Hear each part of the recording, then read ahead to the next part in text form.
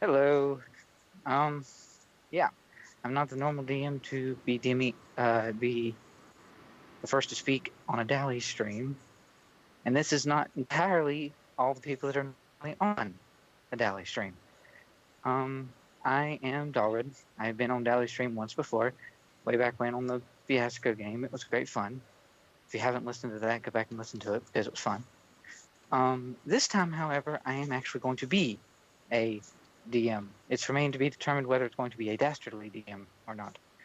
Um, but me and the lovely four players I have here are going to be playing a game of Fate, which is a much more narrative driven game rather than being mechanics focused. And the lovely players include, of course, Dally, um, Smarty, Hello. Andrea, and Knives, who is at least the only person in the group that's not been on a Dally stream before, and the only one in the group that I've actually DM'd for. So this is going to be fun. Um, with that, the lovely world we are going to be presented with here is the fantasy world known as Wavetera. And this world consists of primarily humanoid creatures, though actual humans are fairly rare. It's it's more common in this world for humans to be sort of half human, like half orcs, half elves, that sort of thing, versus being a full-fledged human. It's fairly rare in this world. Humans get And around is what I'm we hearing. have hmm, Humans get around is what I'm hearing. yeah. Anyway, you were Um saying.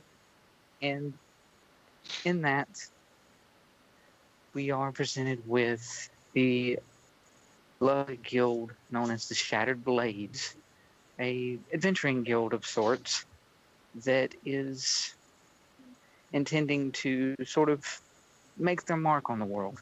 They want to help others any way they can and make a little bit of money in the process. They're not greedy by any means, but they wish to make sure that the world is as safe as it can possibly be, at least on the surface. Um, and our story begins inside what would effectively be a rather large guild hall slash mess hall. And this is just after our four heroes for this story have completed their initial trials to join the guild. And now they're having a sort of celebratory dinner where a few other members of the guild, the counselors, the guild master, and various others are having a celebration to celebrate these four with another set of eight in a total of 12 new official guild members who are going to be split into teams of four and sent out on their very first mission as a team. Whether or not these four heroes actually know each other and are close to each other in the guild hall doesn't really matter. They'll meet each other outside if need be. Um, with that, perhaps we can go around and uh, describe characters and sort of as if the movie's flashing to give a indicative these are the heroes of the story sort of thing, and we see where everyone is in this sort of effectively cafeteria but in medieval times. um The the oldie camera's going to, cafeteria. yeah, something like that. The camera's just sort of going to pan around the room and stop on the first main hero, which is a wonderful half plant-ish looking. Entirely plant. Well, you're humanoid, but you're still plant. I don't know what they look like. I haven't played Starbound. I I just know that am. it's It is my plant. person. I will be playing as Maplethorn Singer, the Floran. And they essentially entirely plant people from Starbound, as was previously stated. Maple Thornsinger is she has her hair, I say in quotation marks, is made entirely of maple leaves, and sort of swoops down about to her mid back, and her skin is bamboo colored because that's probably what it's made of. And she is wearing very kind of patchwork leather garb that's been sort of dyed purple using, well, dye, but not like actual proper cloth dye. It's more like it was just a bunch of plants that were crushed up to make the color purple and then slapped on leather. Yeah. Yeah. It's like a rudimentary plant paint. Yeah, it's paint when you can't properly make paint. Yeah. And she's just wearing that. She has a very kind of crude spear on her back, and she's currently in the process of devouring a pig. A whole pig. Yep. I was expecting. Mm-hmm. She's like hijacked the entire. It's just main in a course dinner. whole roast boar. She just has that to herself, and is just mid process just devouring it, just ripping parts off and chewing into it. No knife, no fork, just chewing it, biting and tearing. Yep. Sounds about right. There's probably like a few people just out around her that are sort of giving her a wide berth. They're not entirely sure if she's just going to like lash out, but they. So, I mean, at least some of them have been in a guild dinner where she's been there before. She's not like a recruit that no one else seen up until this point. So there's a few that give her a wide berth. There's another few that are just like, yep, that's how she is. We're good. Which is probably the whole reason why she had the boar in front of her in the first place. She just has the whole boar. Yep. So then from that, and the camera pans to another part of the room, and we see a human, an actual human, contrary to what is mostly in this room. And this human has long, what was it, red, I believe? Knives, red? Yeah, deep red hair that's like pulled back into a braid that goes like down her back and stuff, but like both sides of her head is like shaved, and she like has this like face paint on and stuff. She has like really nice black leather outfit and stuff, and a few visible blades like her twin stilettos and her throwing knives that she has. And she's just sitting there in the chair with her like feet pulled up into the seat, just using a knife, eating an apple. Yep. Probably a nice, ever-present smile on her face, even as she eats. No, when she eats, the smile's not there. Okay, just checking. Eating is serious business. Yeah, it's very Yes. serious. All right, so from her, we move to. I'm wagering he probably is. Compared to the first two characters, he seems the most proper. And we move to the high elf known as Felix. You see Felix a little on the tall side of average, fairly gangly. He's a young adult elf with pale golden skin, and he has long chestnut brown hair that he also keeps braided back so it's not getting in his face. And he is dressed quite smartly in scholar robes, and he is glancing around at everyone else, particularly the aforementioned Maple and Zoe, and he, in addition to picking at a plate of assorted nuts and berries, he is also writing away in a journal. Mm-hmm. Probably logging all the other various people that are in the room, not just those two. Yeah. So. Although he is notably raising an eyebrow at the eating habits of the floran. Mm-hmm.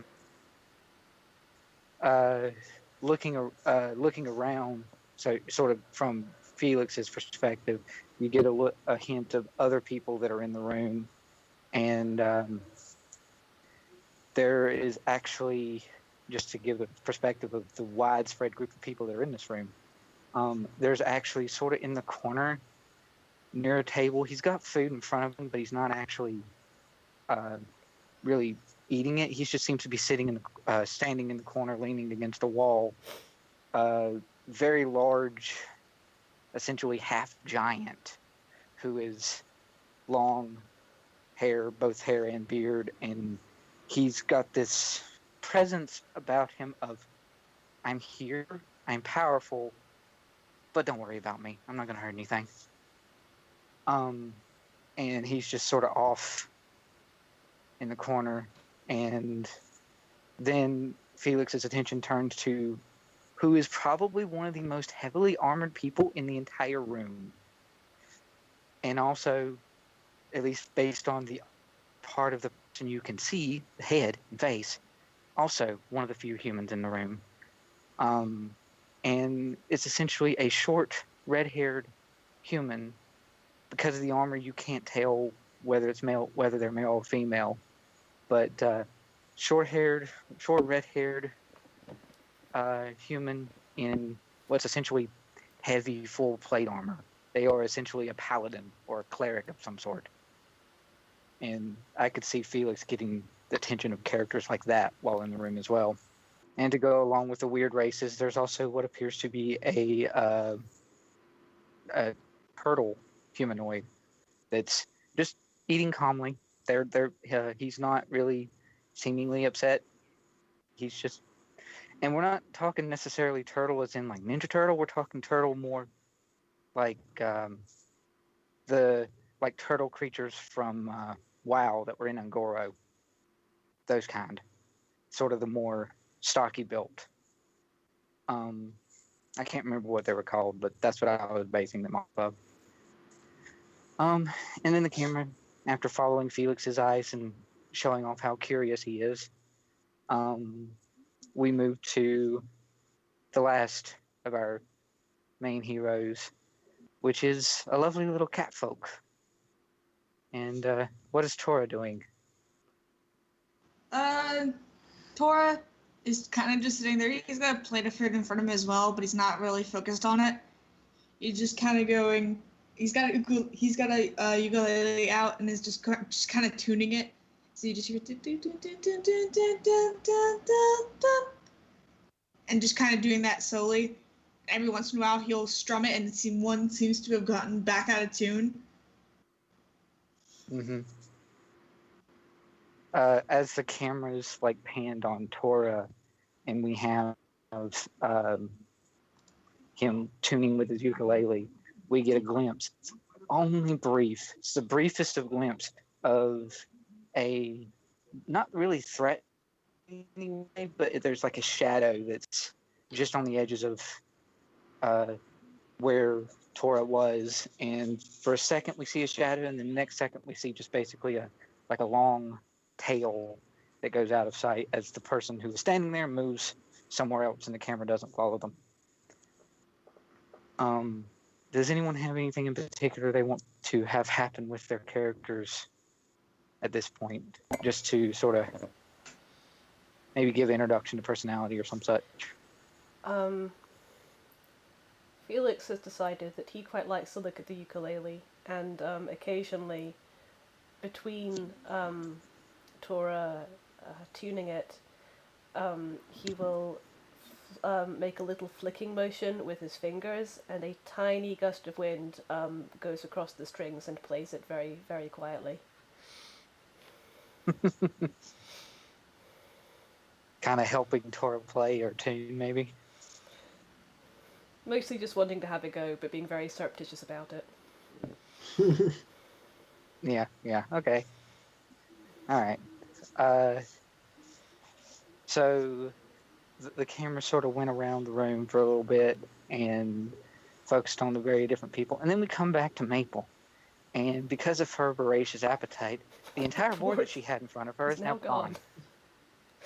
Everything the plate is. It's not like most people when they eat a bowl where there's still like the skirt. No, the whole thing is gone. Yeah, there's even a bite taken out of the plate before she realized she couldn't eat that. Yep. The whole thing is just is gone. Now is she sitting there satisfied and we finally get a more clear glimpse of like her face, or is she reaching for something else because appetite's still there? She's probably got like gonna grab a couple of steaks, maybe some chicken, anything that's meat. Grab the nearest meat and just stick it in her mouth. Felix glances over, notes the disappearance of the boar, looks down at his notes, and quickly double underlines something he wrote earlier. Yep. Looks back so up, looks back down, triple underlines. Yep. So as Tora reaches out and grabs like the nearest food to her, I'm wagering, or not Tora, Maple. I'm wagering that do the floran have like a semi-long reach, being mostly plant? Well, they have. I mean, it's the same with everyone. Really, it depends on how long their arms are. Yeah. In Starbound, they didn't particularly. Gotcha. Yeah, okay, fair enough. It's mostly just however long their arms reach. I mean, if she can't reach it with her arm, she's got her spear. True. Just that works. Would. So Floraine like gets her spear and grabs at another plate of chicken that's just down the table past.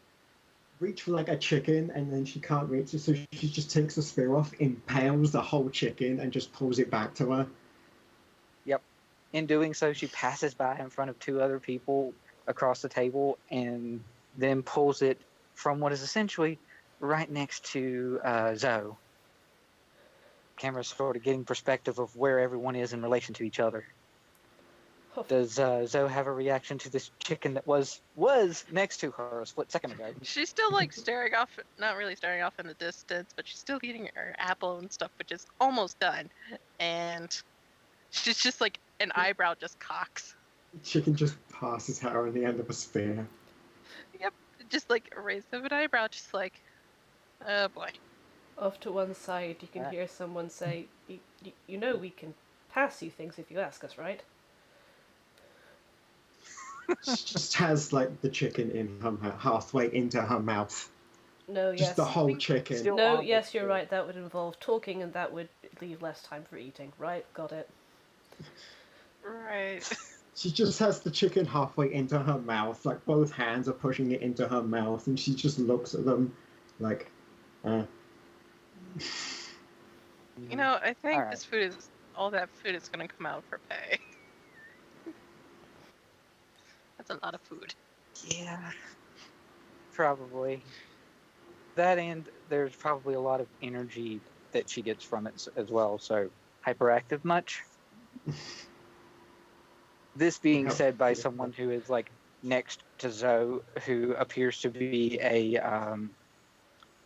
like oddly for most worlds, these creatures are deemed unintelligent, but in Wave Terra, not necessarily. It appears to be the person that's closest to Zoe appears to be by any definition, half-orc, but he's got a more intelligent look on his face rather than seeming stupid, like most of them do. As a former player of a half orc, I resent that remark. Anyway. As a former half-orc, I resent that. Well, I'm saying that if I was to apply a more traditional D&D based style system in Wave Terra, half orcs wouldn't get a penalty to intelligence. Good, I approve. Hashtag Yep. not all orcs. Mothlag is offended. Mothlag is so offended.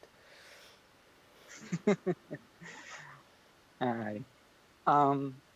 And sort of at this moment, there is not really a big group of a big amount of unrest, people talking and things, but it's still fairly loud in here. I mean, we're talking a group of maybe 20, 30 people, all of them adults and adventurers, and there's going to be talking amongst the people. And sort of ringing out over all that is the fairly common noise of someone using like a fork to like hit the side of a glass to get everyone's attention and everyone's focus, and the cameras shift to the center of the room, at least from the focal standpoint, center of the room. A very sort of rough, old, wizened silver dragonborn that appears to be the guildmaster. And he pings against the glass to get everyone's attention around, and then he speaks up. Yes, welcome everyone. We are here to celebrate the new official teams, the 12 individuals that have completed their trials and will be getting their first mission. Whether or not these people have met each other is irrelevant. You will be a team, and you will go out to help the people. And as such, when your names are called, you will indicate for those around you who you are, and the first person whose name is called is the team leader, at least by our standards. You can feel free to change that if you feel that we have made the wrong choice in leader. But as it stands, that person is to come forward and to grab the scroll that is marked with their team name, which they're not complicated, their names, they're actually just like ABC. So it's just like team 1, 2, 3. I want to get the fighting mongooses. And Immortal Wombat. reasonably, you guys would probably come up with a team name at this point, of course. And he then goes into his spiel of the teams. Team 1, Robin, Vigor, Milan, and Odin. And at this point, the half-orc that was next to Zoe stands. The Kame, who was sort of not the turtle person who was enjoying his meal, he sort of like, oh, right. And with the food still sticking in his mouth, stands up. And the redhead in the heavy full plate armor stands up, nods, and approaches the front to take the first scroll. Question. I have a question. What kind of what kind of class would the half-orc be next to me? That's a good question. The half-orc actually appears to be in garb that Zoe's wouldn't be the type to necessarily be able to pick which it is, but it's either some form of a priest or perhaps a monk. Basically, his garb is very cloth in white, very free-fitting. He looks like he has a whole lot of movement, and he doesn't appear to be carrying any kind of weapon, though he does have a set of gauntlets that he's currently not wearing. They're just sort of sitting next to his belt as he stands up to indicate that Okay, he's there one goes. of the four named. All right, there goes my idea. Okay. I instantly like him. Mm-hmm. Then, after this, Silverclaw goes into his second team list, and he says, Felix, Zosima, Maple, and Tora. At that moment, Tora has somehow magically procured a lyre and has strummed across it, which has created a hand to move his chair. Yep. Felix doesn't move right away. He just looks faintly startled. Firstly, at the idea of him being designated leader, for now anyway. Secondly, his teammates. And he just kind of looks uncertainly, sort of glances at Tora, but then looks more uncertainly at the person who is very stoically eating an apple with a knife, and the person who seems to have consumed the entire population of a small petting zoo, and then very slowly stands up, gives a nervous wave, and walks over to collect their assignment. Yep. Zoe is actually gonna stand up, and as she stands up, she's actually relatively tall for a person, and she just takes whatever left of the apple, and just set it down, and just stick the knife through it to pinning it to the table. I'd be like, whoever's knife this is, you can have it back. It wasn't your knife. You have all of these knives, and that one wasn't yours. It's like, I'm not gonna... Yes, because I'm not gonna ruin any of my knives. Exactly, I'm not... She's not going to waste it on eating. Yes. Yep. And as she stands up, she's done eating and stuff, a giant grin just kind of creeps across her face. Yep. There is the ever-present grin. Felix clocks this as he reaches out for the scroll that has their assignment, and just kind of quietly mutters, "Why is she smiling again?" Oh, Felix. Yep. It's determined that perhaps the reason that Felix is the leader at this point may be because Felix is the most sane. Oh God, we're all gonna die. So that doesn't necessarily appear true for Tora, at least. So it'll be remaining to sort of be determined. And then finally, the last team is spoken of. Edmund, Griffin, Aeon, and Cam. And at this point, I wager it's before Felix has stepped away from the table where the assignments were. Because once Felix starts to enter, him being sort of nervous and slow, Silverclaw goes into the second team. Or the team, rather.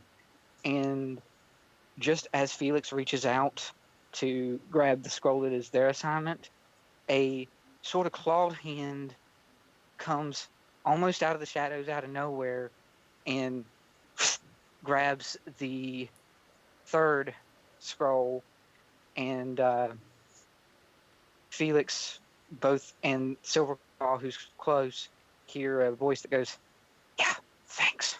And Felix just jumps slightly, and then immediately tries to look like he didn't. Yep.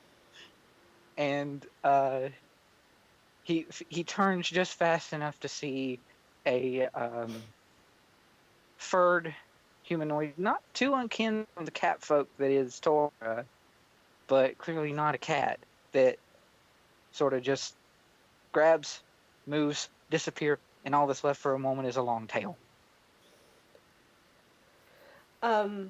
It's a rat! I'm so proud. He just kind of, after having got over the initial shock, blinks, studies, then hurries back down to the table, sets down the scroll, and immediately starts writing in his journal again. Mm-hmm. It should be noted that at the third team being named, the half giant actually stands up from leaning against the wall, takes one bite of what would be assumed to be like a sandwich or something, and just approaches the door, where it appears Edmund, as his name was, is actually, yes, a rat folk, and is now waiting in very dark garbs near the edge of the door. Danger rat, And danger rat. yep. And Edmund and the big half giant, a rather unlikely pair if the two of them are actually friends, though it appears that might be the case. And the two of them leave the room, and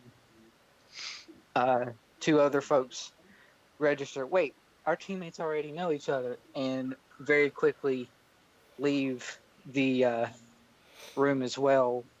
One of them disappears by way of what is essentially a teleport spell, and the camera doesn't focus on what they look like, but they're just gone. And then the last one, who appears to be the slowest, if not for the half giant, which appears to be also the youngest person in the room, a young dwarf, actually, just sort of stands up, like, and leaves the room as quickly as they can. Like, okay, there goes my ride. Yeah, pretty much. Is Felix like sitting down and writing in the book? Maybe. Yes. Zoe's actually gonna step up onto the table and just like walk over and kind of like just like crouch down in front of him and be like, "So what are we doing?" Oh right, yes. Sorry, of course. And he pushes his journal aside and unscrolls the parchment to see what their assignment is. Yep. The scroll assignment essentially says you are to meet with a one Merrick Heartfire, and you are to meet him in front of the local tailor. I'm sure it has a more catchy name. Merrick would come up with one, but I have not.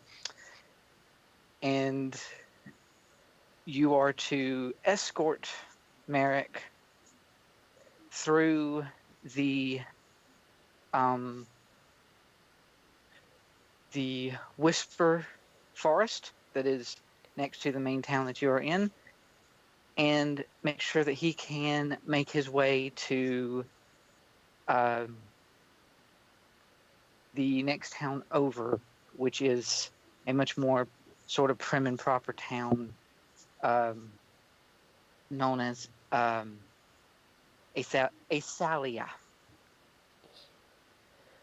Felix Boring. relays this information. Boring.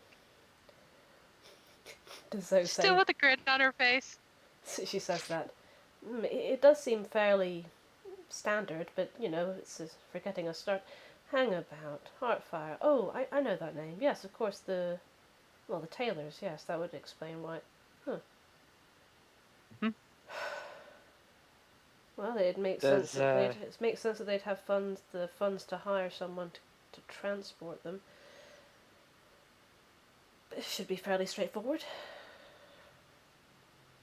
Then what are we waiting on then? Quite right. Yes, all right then. Shall we? He stands. I mean, Zoe's just he looks up at Zoe. I mean, you already seem to have gotten up. she just stands up further on the table and just like walks along it towards the door. Yep. Tora is still being carried by the hand. With the chair? With the chair. No, the chair's gone now. Oh, okay. Just sort of floating on it as if it... But now it is is a setar now? Oh, it's a sitar? Yeah. Good. Gotcha. Felix notes this, scribbles something in his journal. Yep. And the four of you then finally head out, and the camera focuses on the rather, it's a big town. It's a town that could easily house many adventuring types, which sort of makes sense to be the location of Adventuring Guild. For those who have played it, or at least have seen perhaps the movie, though it wasn't that great of a movie, but anyway, it looks a little bit like Ogremar from WoW. It's sort of very like haphazard, but decorative. Everything is functional, but there's a degree of, the people here tend to be warriors or powerful, at the very least. Function over form. And that's and that seems to be the focus of this town as far as you can see it. And Felix would probably already know the direction to the tailors, having been there before. He will perhaps. Start, yeah, no, he'll start to lead the way. He's probably had to get replacement robes there before. Not that he's been in any, fireball-related accidents or anything. That would be absurd. As they're walking, he does walk alongside the floating catfolk, and he kind of taps his pen to his chin and says to Tora, "So, transformative spell or some kind of pocket dimension?" Music.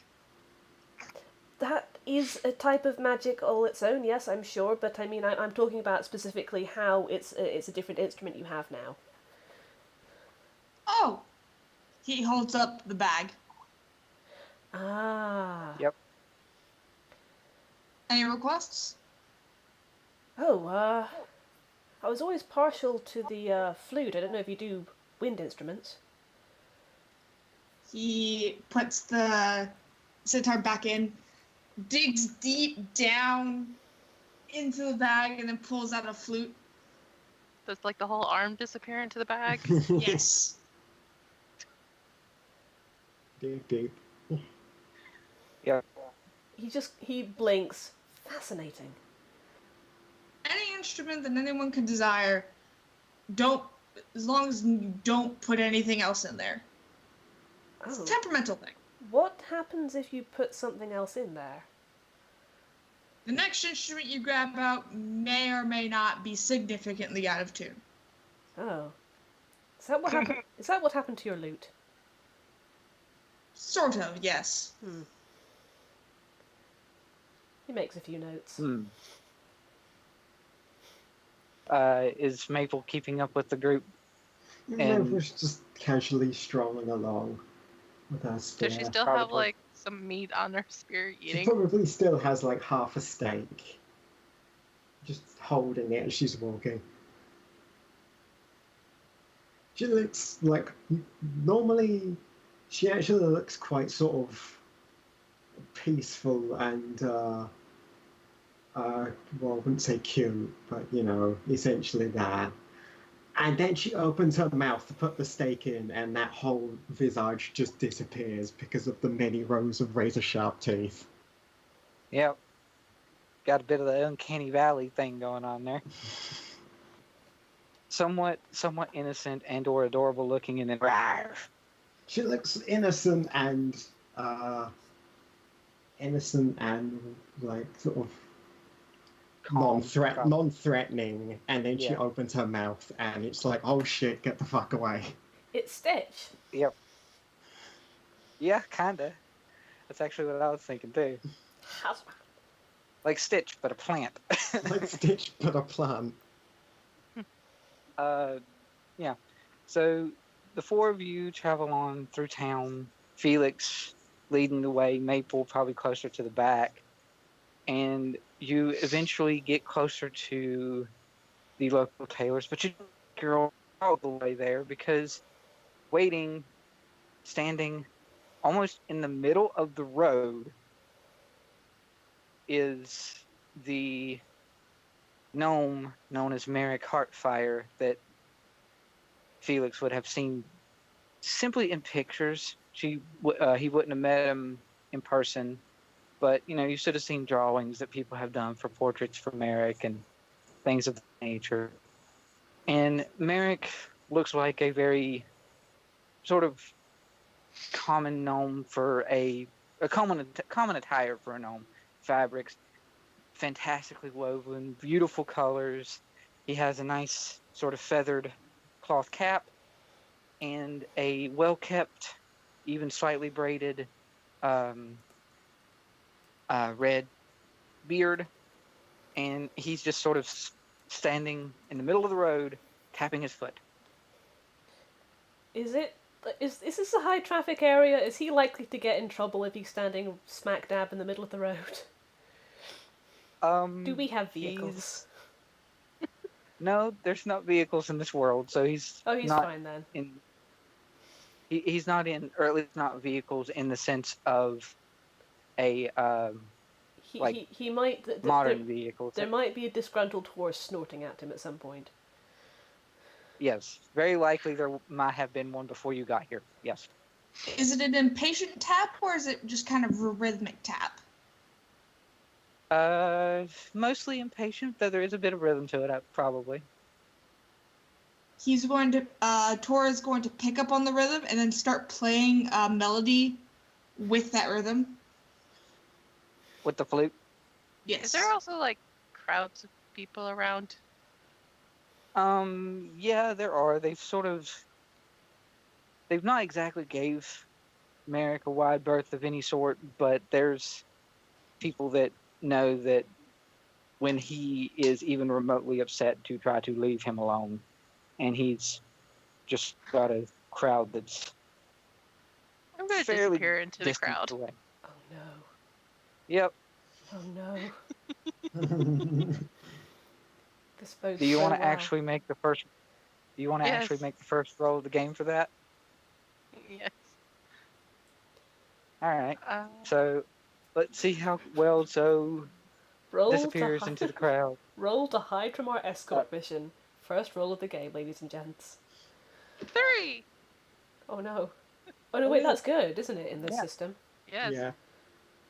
It's this system uses primarily low number totals due to the fact that when you roll, you're actually rolling a dice that will roll either -1, 0, or +1, and that's all it'll ever roll. So on average, you're going to get a 0, which then plus the 3 that is Zoe's sneak means her totals. Considering it's what, four dice you roll, a 3 is actually really good. Yep. So Zoe is gone, I'm guessing. Yeah. Zoe sort of disappears into the crowd, and if Felix turns to try to look for her, it's not so much the he's not going to look for her yet, but act. he'll notice. He'll notice eventually. Yeah. Poor thing. It's not so much disappearing act of, you look at Zoe, then you look away, and then you look back and they're gone. It's more along the lines of, the camera focuses on Zoe disappearing into the crowd. But once those there, you can't find them. Batman.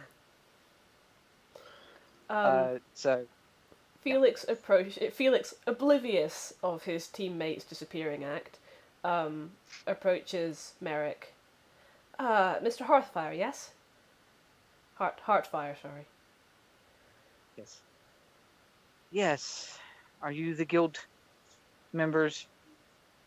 Yes, quite. I'm Felix Casal. These are my associates, Maple and Tora and Zoe. Zoe? He looks around. Tora, in fact, hands him a business card. Okay. With Tora's, does Tora hand the business card with the hand that was carrying them, or with their own hands? It's a different hand. Does he have multiple Bigby's hands? He does now. Like Gaster. Oh my god, he can be a one-man band. Yep, I mean, that's probably Zoe is partially the act- extent. Zoe's Beware actually the gonna bard that plays in hands. nice relaxing tune. Right. Zoe's gonna peer behind Merrick and pick up his hat. Oh no! Gotcha. All right. So you're doing this from the shadows. Yay for contested roles. Do, do, do, do. Somehow I knew that knives would be the first one to roll to do stuff. I approve of this development. All right. Felix may feel differently. Right. Once again, go ahead and make a roll for sneaky because you're doing this from the shadows. And Merrick is going to defend with his roll. Holy crap. Yeah, no. So- Okay. There goes the hat. It's just like the hat's just like see the hat just move up, and it's just like Zoe's there, is just looking at this over and like, is this a hat? Merrick sort of, once most of the members of the team have been spoken of, he is almost oblivious to the fact that Felix was like, and the fourth member of the team, where's the fourth member of the team? And instead, he just sort of bows and reaches up to tip his hat that is no longer there. Where's my hat? So it's just And- sitting there looking at the hat like, what is this?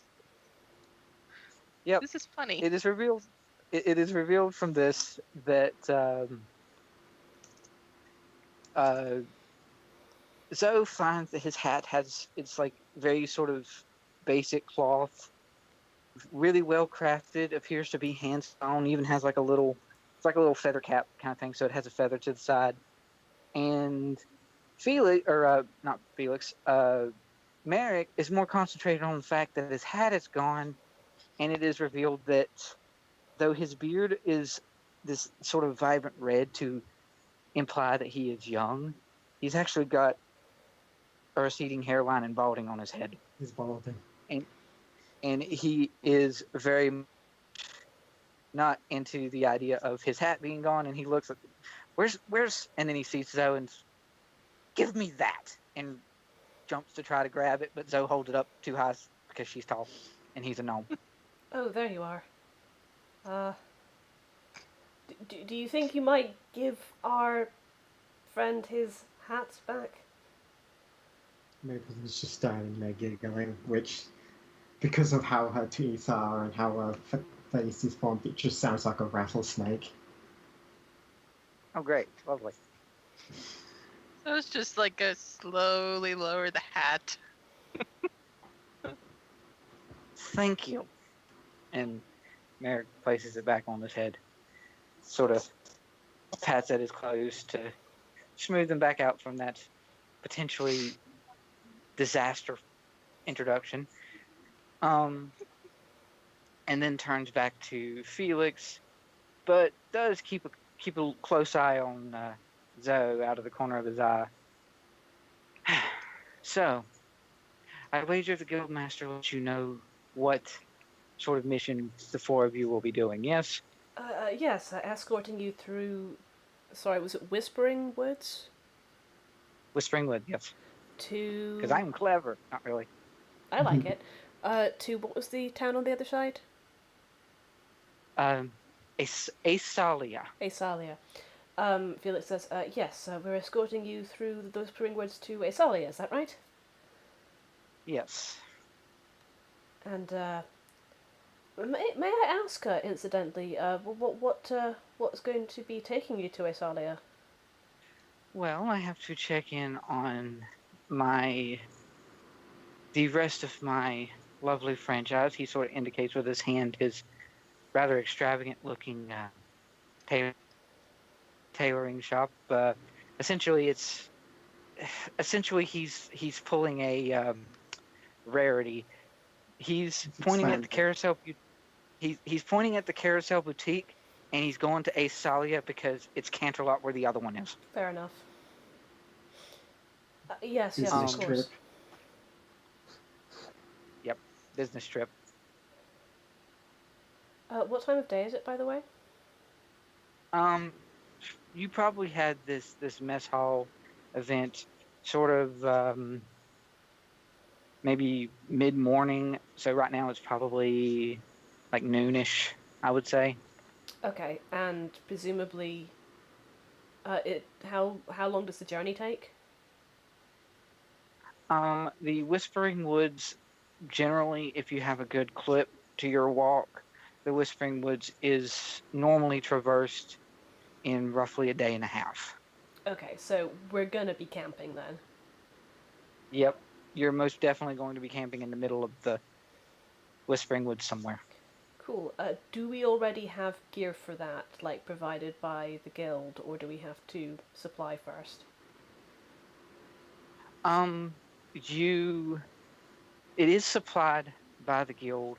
Whether or not everyone in this group grabbed all that stuff prior to the mess hall is up to y'all, but it is loosely provided by the guild. Okay. Basically, I'm just gauging whether Felix is in a position to say, "So we're ready to go whenever."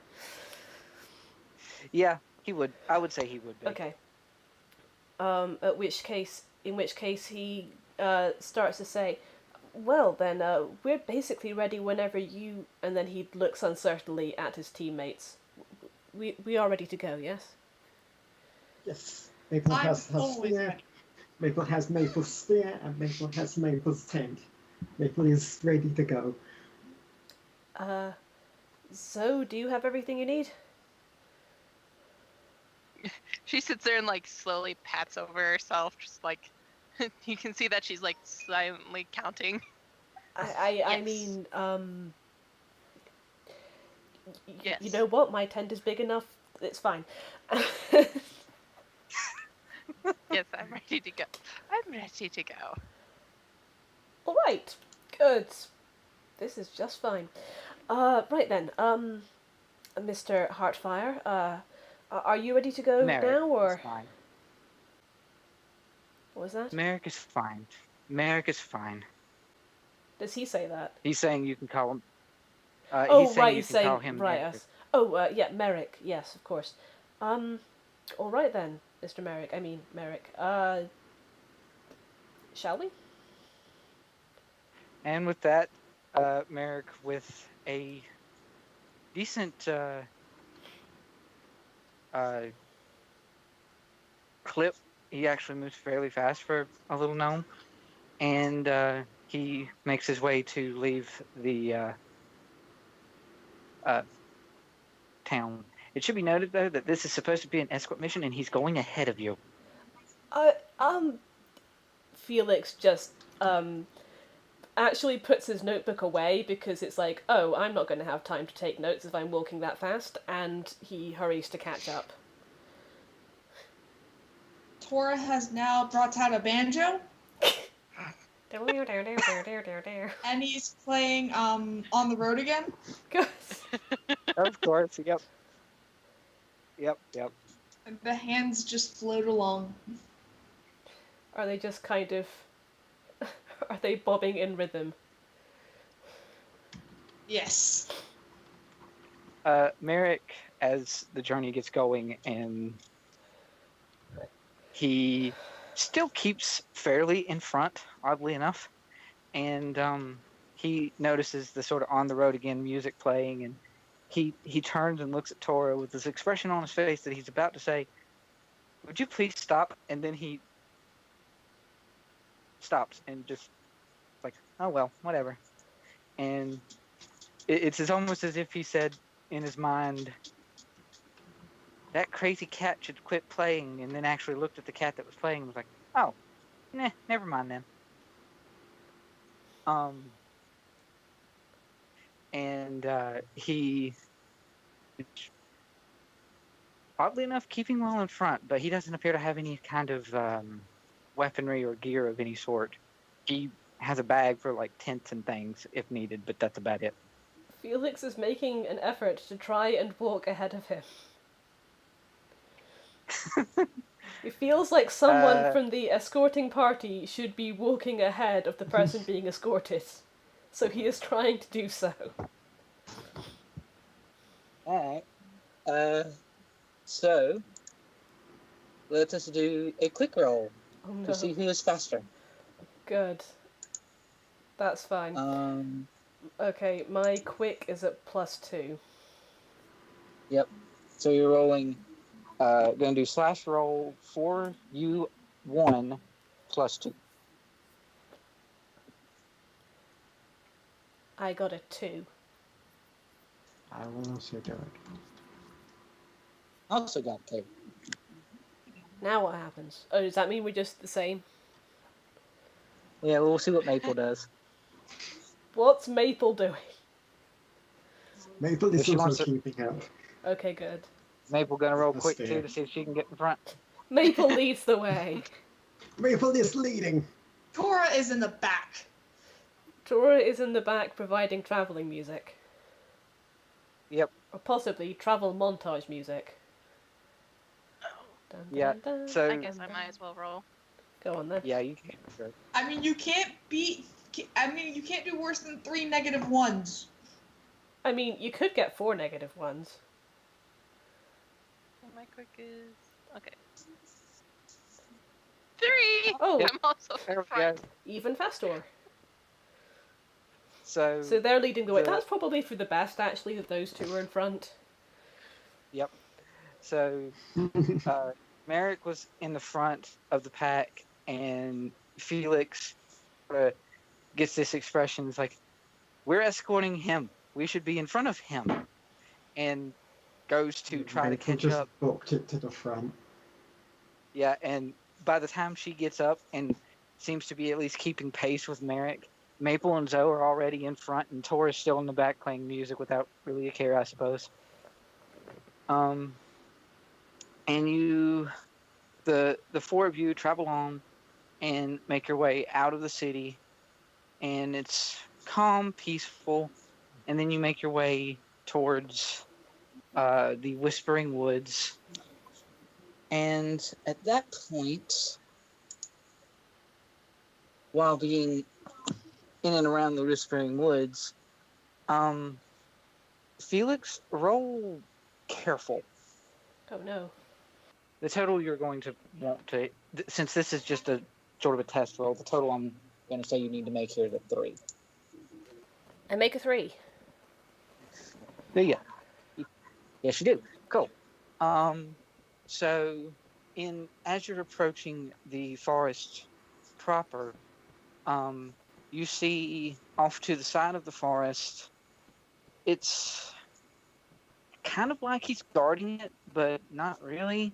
It's sort of the type of guard that almost doesn't want to be there, or is guarding something that really doesn't need to be guarded, or something of that sort. You see a young kame, turtle humanoid, in robes fairly akin to your magic school or your scholar school that you have seen before or been to before. I'm going to say And green you've and gold sort of at the seen him school around. college, by the way. So it's green gold colored robes, similar to Felix's own, and you've seen this kami around before. He's one of the few kami that seems to enjoy and make use of magic, and he's fairly young for a kami, and you know him as Fortune. His name's Fortune. Fortune? Fortune. Fortune, Like, right. The word fortune. Oh, right, sorry. He perks up slightly. Hello, Fortune, yes? Oh, hi Felix. Hello. Yeah. What are you doing here? Well, you remember what you would. You remember how I was sort of looking for the place that I would fit.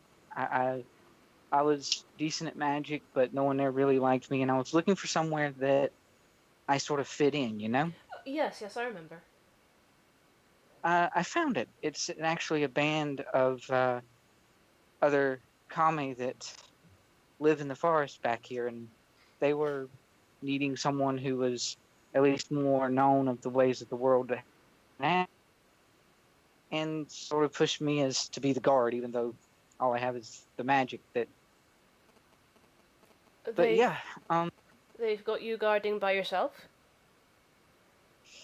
at least for now, they didn't want to put anyone else out here that would. He sort of shrugs. Be seen as a threat, I guess. I suppose They so.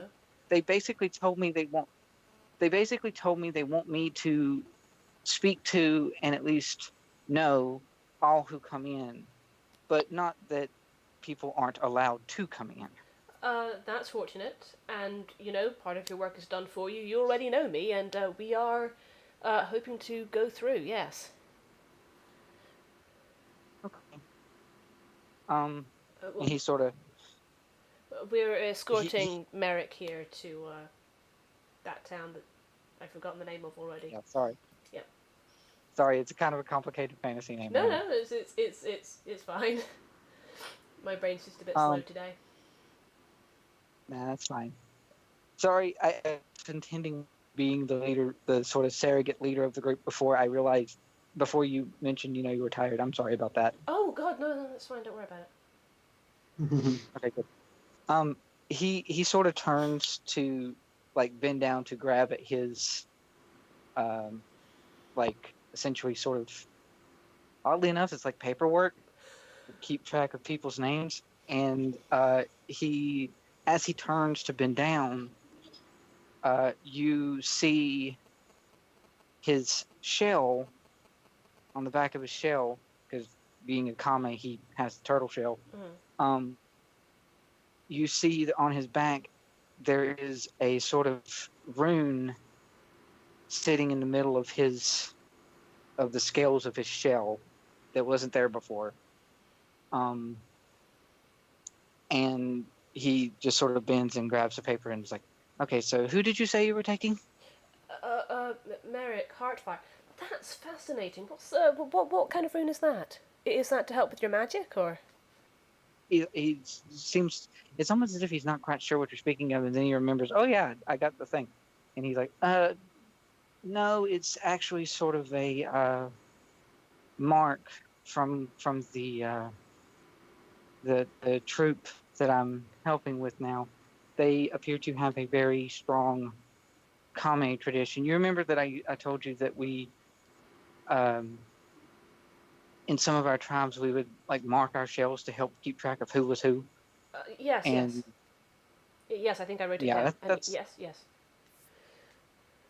Yeah, that's all that is. Ah, so an affiliation mark. Basically, yes.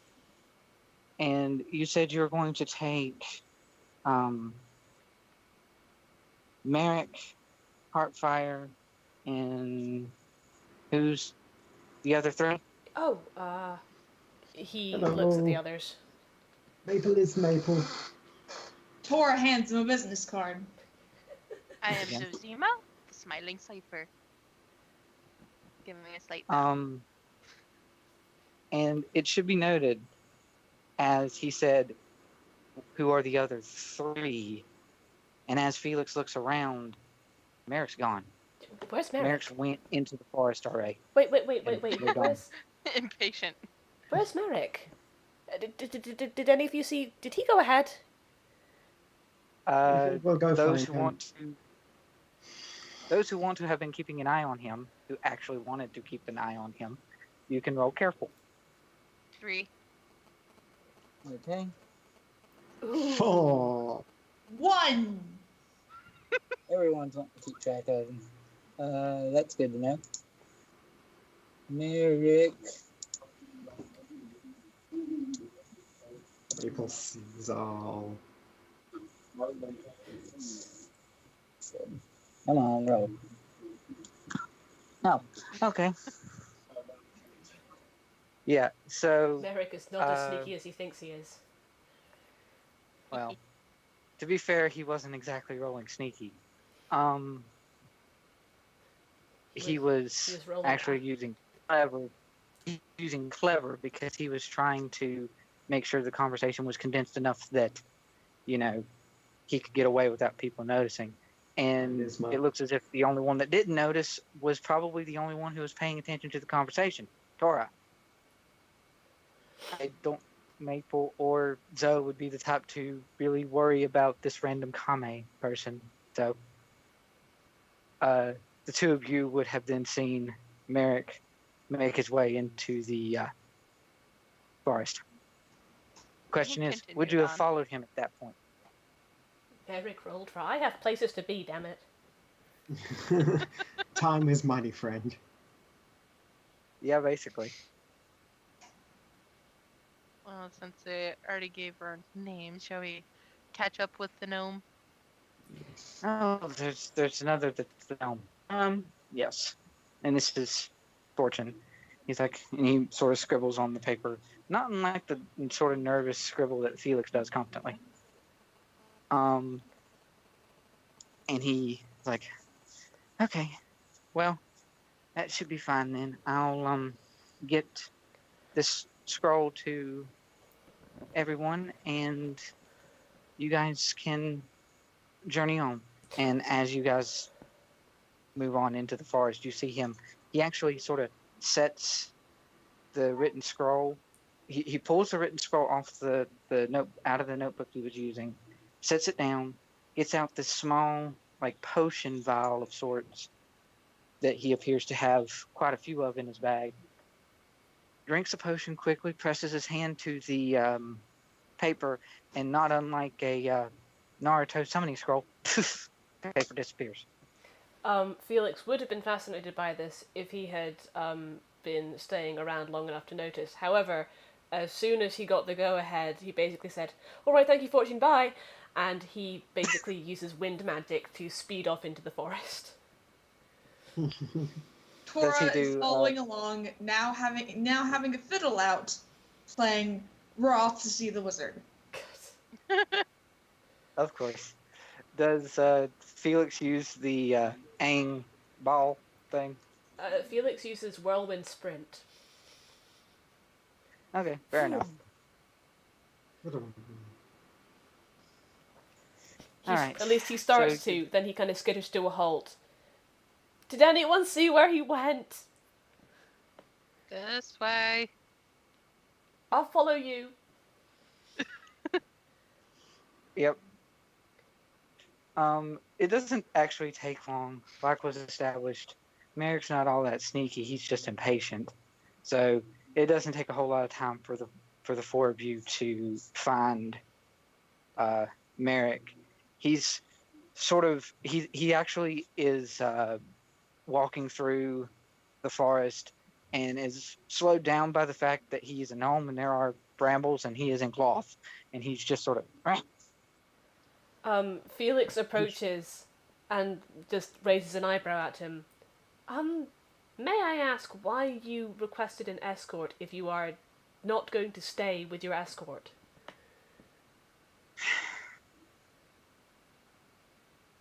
I asked for an escort because I cannot fight. That doesn't necessarily mean I like having the escort. You do realise if you can't fight and you go ahead of us, we're not going to be able to fight for you because we're not in the same place as you. You do realise how escorting works, yes? Maple cannot stab what Maple cannot see. Yes, what Maple said. Yes. Yes, of course.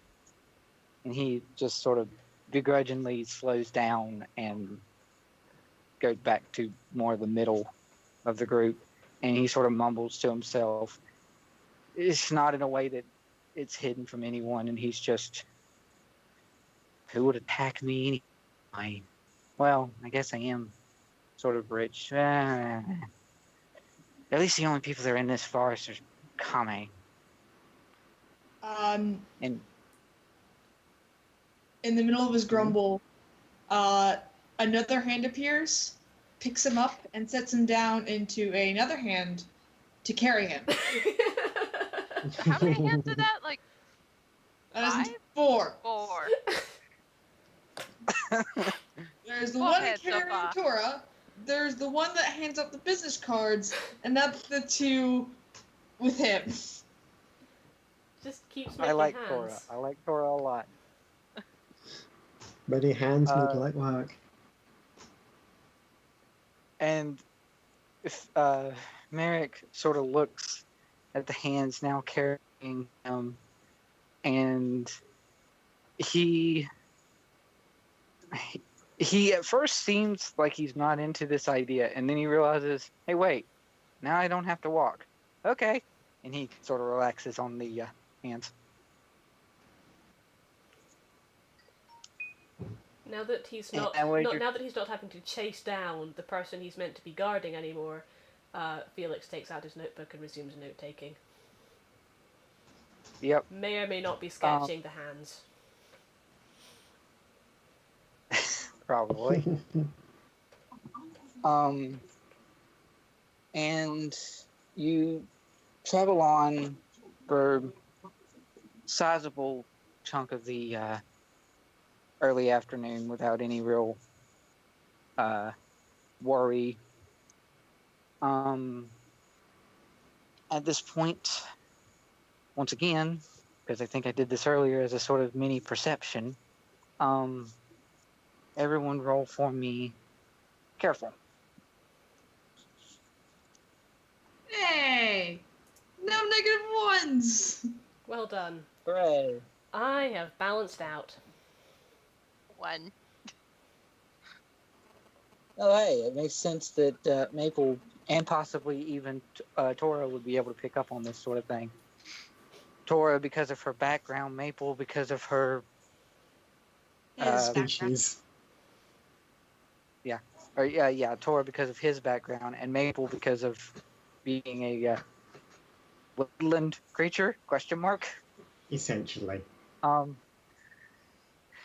So the two of you notice that at this point there is a approaching storm, essentially. It's not necessarily the storm that's going to come out of nowhere and hit you, but you two of you sort of take a moment, look up into the sky, and you realize that, there's brewing. quite possibly going to be a storm brewing that's going to hit before nightfall, and it's probably likely that your sort of decently made but still cloth tents might not be able to protect you from all of it. It's okay. Maple's tent is leather. She made it herself. That's great for Maple. Yep. Felix is oblivious. Felix is still writing notes. Yep. It's Is going Felix to paying rain attention where we're soon. going? Yes, he just hasn't noticed the storm. Oh. He is become used to writing and walking at the same time, and he only has a few scars to show for it. He can look at his feet and his book at the same time. Yep. Yep. Years of practice. Tora has now begun playing Stormfront by Billy Joel. Maple just sort of looks up into the air and goes, "It's going to rain soon." Oh, it is? Yes. Felix looks up. And now Felix notices the cloud, as does Merrick, and he's great. As lovely as the cloth tents are, they're not going to be able to weather a storm. He then looks to Maple. Maple's tent is leather. Maple made it Yes. herself. And Felix in Yes. character says, "That's nice for Maple." Because if a joke's Yes, worth indeed. making once. Nice for you. Do you happen to know? He sort of looks over Maple and realizes that Maple, even being a plant, sort of has this garb about her that says she's a woodland type of person, and he's. Do you happen to know how we can find decent protection that would protect all of us, and not just you, but mostly me? Yes. As long as you don't mind leather or bones or other animal parts. Ooh, interesting.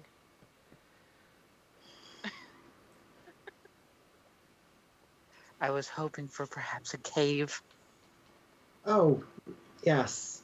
Yes, that would make sense. I'm still interested in the bones, though.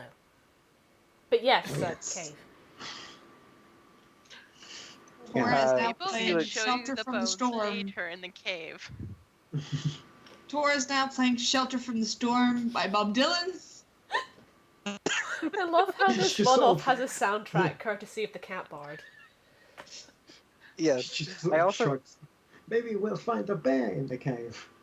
Then What we about a Maple can do troll? both.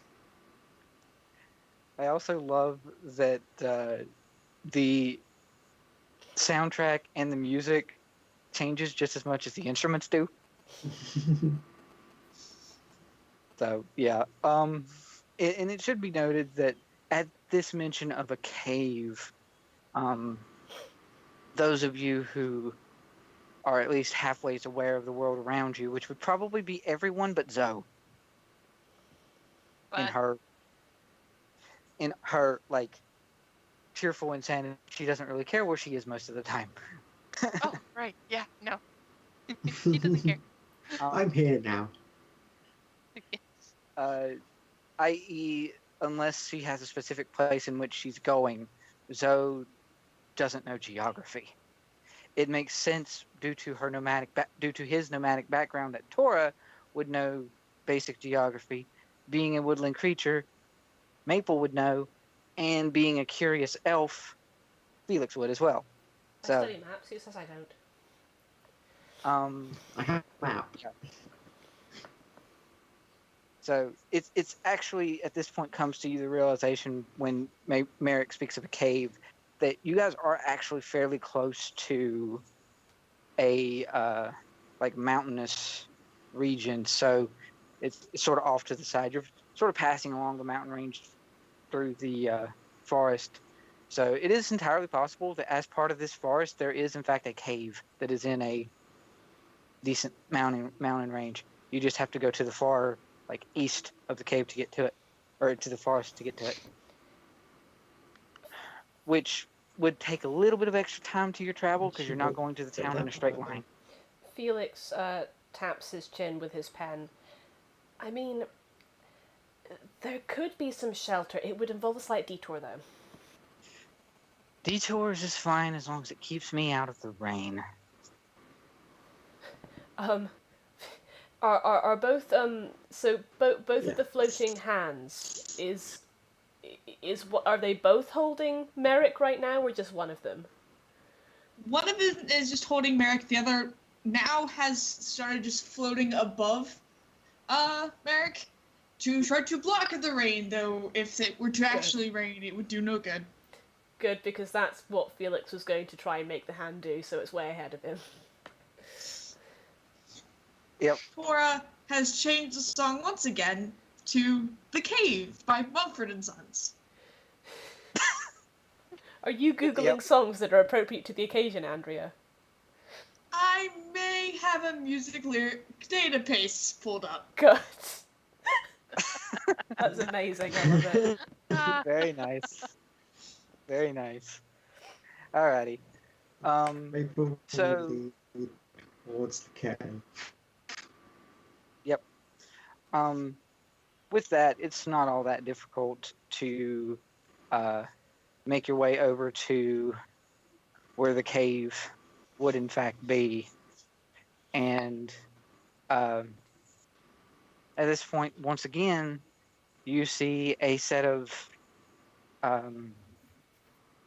guards, Kame again, these with actual weapons that are standing on the edges of at least one of the caves. There's actually multiple smaller caves nearby, and Merrick sees this and just Well, at least I am small. And he sort of makes his way to the smaller cave, avoiding the kame. Is that cave going to be big enough for all of us? Out of character. It would be, assuming you all could get into it, which I would say that it would be rather difficult for the taller individuals of the group, Zoe and Felix, to actually get in there. You can crawl. Yeah. Felix. You could potentially crawl. Felix looks at the others. Should we all stay together? Yes. He's now playing Staying Alive.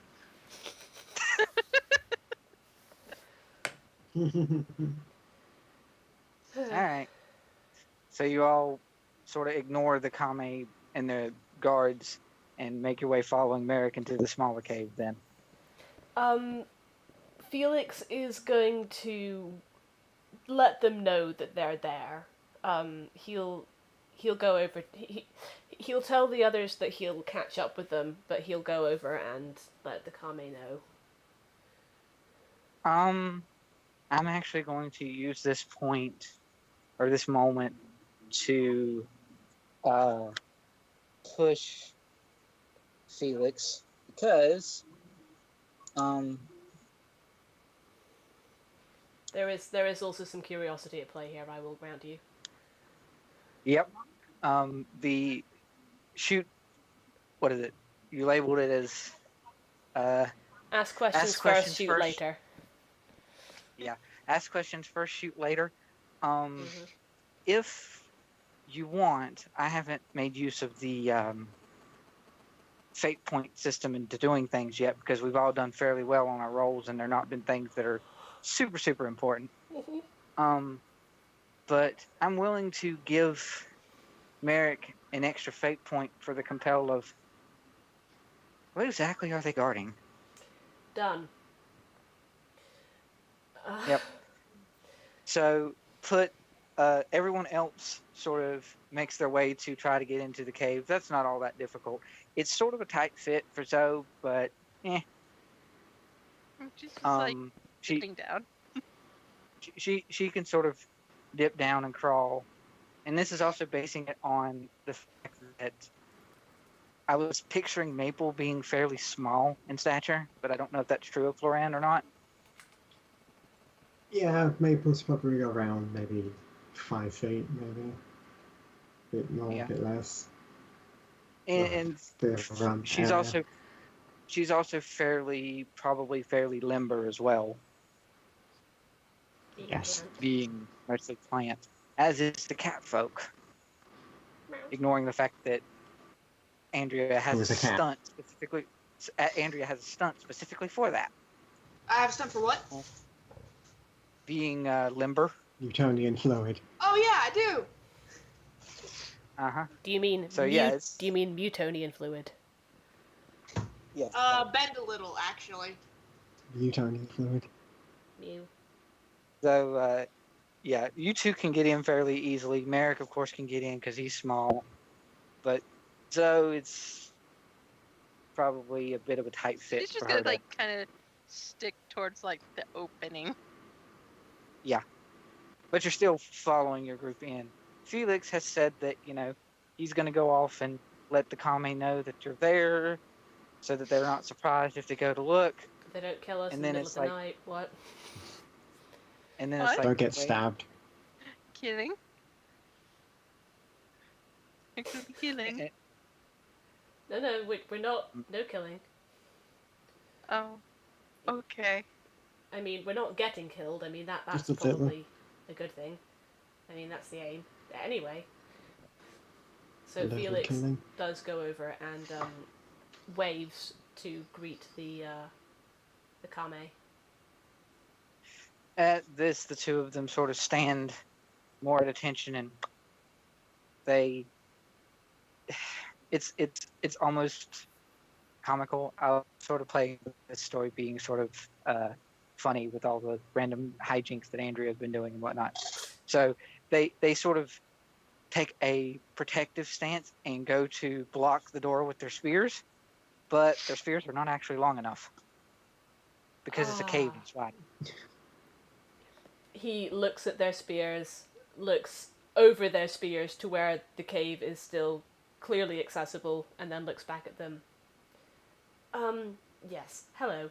My name is Felix Casal. My party and I, we met Fortune at the on the outskirts of the forest. He said that you were monitoring whoever came through here, so I thought I should let you know that we are just seeking shelter from the storm, and once that passes, we'll be heading on through towards Acelia. Yes, that's what it's called, or something like that.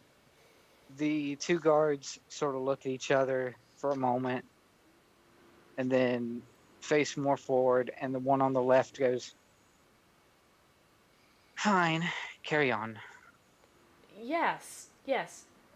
Now, out of character, what does Felix know about the Whispering Woods? Like, is there anything noteworthy about them? That's actually a fairly good point. That makes might sense. help him to at least start to deduce what the Kame have an interest in here. All right. Once again, I'm going to... Might I have read something about this? Once again, I'm going to have you roll... keep track of the fact that you have not 3, but 4 fate points at this point, by the way. Woo. That's just under my refresh, right? Yes. Yeah. Cool. And then the two guards just continue facing forward, and if you want Felix to know something, you can roll your clever. Yay! Hit my +3. This is actually tricky, so I'm going to put this to be a 4. It rolling. Been thinking about it. It's 6. Hooray! I got a 6. Yay. Yay! The Whispering Woods, they are called that because, at least early on, when settlers and people came through to discovering things and whatnot, there was a strange sort of ghostly presence to this woods. There was a moment in the past where adventurers came through and sort of gotten rid of it, but it's not very present now, but the name just sort of stuck. Those who are more superstitious seem to think that perhaps the haunting of the Whispering Woods may not entirely be gone, but any logical, fairly competent person, yeah, it's gone. You don't hear the whispers anymore. This place is fine. Or is it? Felix does look between the two guards and raises an eyebrow and says, "It's just between ourselves. I'm curious. Is it the Whispering Woods haunting of legend that brings you and your fellows to this neck of the woods, if you'll pardon the expression?" There's a moment where the two guards look at each other without moving their faces sort of out of the corner of their eye, and they go back facing forward. They say nothing. Sorry, did you not hear me? Nope. Silence. They are focusing forward. Hello? He waves a hand in front of their faces. Nope. Nothing. Careful. Yeah. Like, what? Oh. Mm-hmm. I don't think I can tell. It's a -1. Well, I wonder if there's something I can invoke for that. let's see. Would it be an aspect or a stunt? No, that wouldn't work. Technically you could use.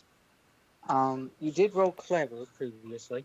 Could I use I've read about this? Yeah, you could if you want to, or you can invoke your high concept of adventurous scholar, and use it to give yourself a reroll. Yeah, I'd like to invoke Adventurous Elven Scholar. Does that spend a fate point? Yep. Okay. Both do. Sorry? Both do. Okay. It's just one would give you a guaranteed result of a guaranteed result that is a success, being a because it give you a +2, which would turn your -1 to a 1. Mm. The other would be a reroll that could be potentially higher. Let's go for the gamble then. I'm gonna reroll. Same result. I mean, same result as if I had invoked my stunt instead of my aspect. I have a 1. Hello? Hello? Hi. Is everybody back? You're Smarty. still missing Smart. Smarty isn't. We're currently. There we go. Andrea is currently hosting the call. Yeah, my Oh, no, Wi-Fi. wait, there he is. What happened there, dude? My Wi-Fi blipped, I think. Oh, damn. Yeah. Okay, yeah, we're back now. Everything went quiet for a second and was like, oh, my Wi-Fi's gone off. Mm-hmm. Gotcha. Okay. Everyone back then? Yep. Technical difficulty stream. Yes. It wouldn't be a street without him. It wouldn't be an us stream without one. Mistakes were indeed made. Okay, Felix rolled a 1. All right.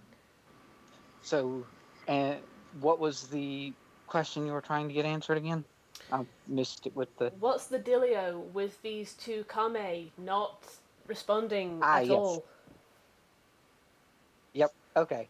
So, you think about it and you realize that people being fairly so like frozen like that, maybe some sort of magical kind of a thing. So you take a moment to get a closer look at the two of them, or at least one of them, and you see it's about the same color as their sort of pale green skin tone, so it's hard to see at first. But you see that there are like a sort of aura about them that seems to be holding them in place. And looking to the back, where their shells are, you see that same rune that Fortune had that is now ever so subtly glowing. Oh dear. Right. I'm not entirely sure what's happening. I'm going to go and get help. And he dashes off to the cave and calls in at the entrance. Got a little bit of a situation out here. Could maybe use some help. What did That's you when do? Storm hits. Oh, shit. Da da da da da. Thank you. Dun, dun, dun. Oh dear. Felix Well, starts... we could have a chance to go to a bigger cave. Maple just comes over with her spear. Yes, Maple is here. Help. What does Maple need to stab? Merrick, can you stay here in this cave where it's safe while we go and investigate in the other cave? I can do that, sure. What is going on, anyway? The two Kame guard. I mentioned about how this forest used to be haunted, and they... their runes activated, and they started being enveloped by an aura, and now they are not moving. And I am slightly concerned by this. Fair point. Okay. Zoe's gonna crawl out of the cave. Felix rushes back again using whirlwind sprint to where the two Kame guard are. Tora is following saying superstition. It's magic. At some point, he's going to start playing Ghostbusters. Merrick Pay for it. Who are you gonna call? Merrick, at this point, as the two of you are leaving, he sort of comes to the edge of the cave, just on the, not actually leaving the threshold, but he sort of calls out, "If the four of you are going to go sneaking off somewhere, it might behoove you to not play music. Not that I didn't like it." And then he disappears back into the tunnel. Felix. Play super, but quieter. Felix just looks at the others. Were we sneaking? Were we meant to be sneaking? Maple No. shrugs. And you then return back to the cave with the others, with the other two kame. Then, yeah. Yeah. To anyone with any decent perception to them, they realize then that it's very clear that these two, at this point, are frozen. They're staring open-eyed with no sort of reaction at all to the fact that there's now a decent chunk of lightning hitting and flashing right in front of them, more or less. Are they And out there's in the open, or are they kind of inside the cave? They're like the cave itself, the threshold for it, like doorway for it, they're outside the cave in front of the door. So yes, they are getting rained on. Felix is concerned about this also, picks one of them up and starts carrying him inside the cave. That might be a trick. They ain't exactly light. Oh, are they? Okay. Felix is going to attempt... They're small, but they're not light. Okay, they're heavy. Okay, Felix is going to attempt to drag one of them inside the cave because he's worried about them getting struck by lightning. Hands! Can Tora create 2 more hands to carry? Success. Okay. You know sure. you're allowed to reuse previous hands, right? He left the other 2 with the gnome. Would The gnome is you say still that- floating for no reason. while inside the cave. So, would you say that Tora's wanting to make some sort of a spectacle out of this, or is he just wanting to pick them up and move them? He'll make some sort of spectacle. It's Tora. So flashy. Flashy. Actually, Roll plus your flashy. My flashy is +3. Flashy is 3. That is Yep. a 5. Woo! Yep, you're good. So what song Yep. is Tora currently playing at this point? Give me 1 moment. Shelter from the storm? Oh no, wait, where did you that? Song of Storms. Maple is just helping Felix carry the other one. And by helping, I mean Maple is mostly carrying it. Felix is just kind of... He is playing I Want to Hold Your Hand by the Beatles. All right. My so hand there's wants to hold you. there's this like lightning shake, and it sort of focuses on Tora as he gets into his lovely little performance here, and one of the hands comes down, wraps around the kami that was on the left of the guards, and just sort of picks him up, slides, moves, and places him back into the cave as Tora ends on a flurry. Good. With probably, I would say, seeing as how there is rain, I don't know what kind of hair or, hairstyle Tora's got going on, but yeah, sort of a spectacle glint from water, and yeah. It's kind of like spiky hair. Yeah, there you go. What kind of spike are we? Are we like Vegeta or Naruto? Or Dennis the Menace? They have a different Dennis the Menace than we do. Ah, that's true. Their Dennis the Menace does not have spiky hair. Think 90s, but without the frosted tips. Alright, so Naruto. Yep. I was gonna say the same thing. Okay, fair enough. So yeah, um, I believe that with a 5, your magic's decent enough that you're able to move not one but both, especially with the others helping on the other end. So I would like to it's say that Felix falls over while this happens. yeah, I was gonna say the same. It's like Tora goes into Maple goes into helping Felix move the first one. Tora goes into his little spectacle, and at the end we see the one commie that nobody messed with moved, placed. Another hand, the hand goes over to help, and Felix is unintentionally and not too roughly knocked over, and then is just sort of pushed, and Maple from underneath is just like whoa, and back into they go. Question: would Felix have pointed out the runes to us? Felix did mention the runes. Zoe is gonna take one of her knives and just sit there and scrape at it. See if that does anything. That is someone's shell. It's only scraping. I'm not actually trying to poke through it. They'll live. It's bone, right? And knocking on it. I was gonna say, does Felix know whether or not they can feel pain on their shells? Yeah, it's sort of like I would imagine for them, it's yes, they can feel pain. It's essentially like sort of like when someone's messing with like the further outreaches of your extremities, like your hair or your fingertips or something like that. Mm. If a really harsh, it has to be hard because their shells are hard.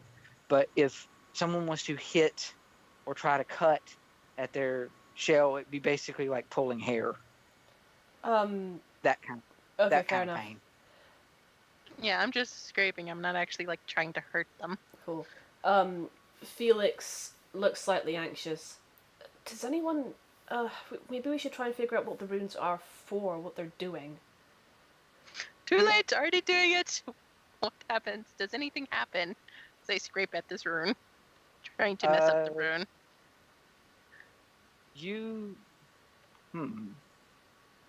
Oddly enough, this is actually sort of a clever kind of a thing. Roll plus clever. Yay. 1. Okay. It's better than a -1. And it actually is, the rune's there, but it's not like it's like embedded into their shell in any way. It's just, it's sort of there in the same vein that the paint is on. It's less like a tattoo and more like paint because it doesn't actually embed into their shell. Okay, so it's not getting messed up or anything? It takes you a moment, but it does actually get messed up just a little bit. Not a whole lot because you're scratching it. You're like doing a scratch off ticket or something, and yes, because you're not intending to hurt the kame that's happening to, and after it sort of breaks, the aura that was wrapped around that particular kame goes away, and he just sort of, wait, what? And then bucks and knocks you off of his shell. Or away from his shell. I was half picturing Zoe was on his shell. Yeah, just like if he's like laying down stuff just on top of the shell, just like crouching down, just scraping. Yeah, exactly. So he realized what's going on. Oh, that worked. Fascinating. Are you all right? You asking Zoe or the kame? The kame. He assumes that Zoe is fine. She seems fine. She's fine. And he's like, what? You froze. He's still frozen. Look at that one. See if you can rub the paint off. He just gets a spear and just starts doing the same thing. Just scratching at it with her spear. Why did your runes make you freeze like that? He seems confused, and it's so the rune froze us and wait, what? And then he turns and he sees Maple using her sphere to scrape off the rune on his partner, and he very quickly for a turtle humanoid, is like, no, and charges to try to tackle Maple to knock her away. He's going to start a fight with a floran. That's not a good idea. Oh no, turtle soup. Boy. Can I create another hand What are you doing? to become a Creating another barrier between Maple and the turtle? Sure. Anyone want to bet how many hands are going to be at this by the end of this? I'm not saying that he has left many hands in many places. No There are problem. many hands in many places. There are hands where hands probably shouldn't be. Somewhere Uh, a few cities over, I've- there is a hand who has actually settled down and started raising children.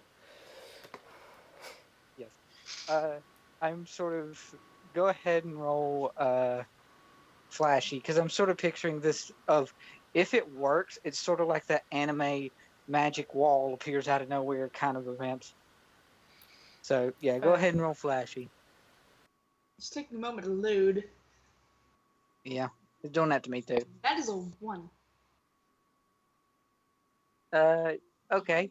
So you do in fact stop him from charging, but Maple does actually notice that he was charging at him, and he does get fairly close. It's sort of like you said they're still hands, right? Yes. So the hands do sort of buckle a little bit as he charges into them, and they get decently close to Maple for her to, in her focus of scraping the rune away, she realizes, oh wait, somebody just charged at me. She probably got about halfway and then saw that out the corner of her eye and then just sort of jumped back and grabbed her spear with both hands and just started hissing. Yep. And you scraped it away enough that the other guard seems to more get his wits about him. But you're not too focused on that guard. You're focused on the guard that's being held in Tora's floating hands as he's sort of trying to pull and get away. And since you didn't roll all that high, he's actually able to get away, and he charges over to his buddy as his buddy's waking up, and he basically is you catch wind of him going, we can't let her know, we have to fix it. And the two actually go charging back into the further back of the cave, getting away from you. Hold on, wait a moment, maybe we can help. What's going on? Talking would probably not help. You might have to do something to stop them from getting further. He is going to whirlwind sprint in front of them. Yeah, they're not all that fast, so yeah. He whirlwind sprints, and do you step between them and where they're going? I try to. Yeah. Okay. They do actually stop, sort of look at each other, and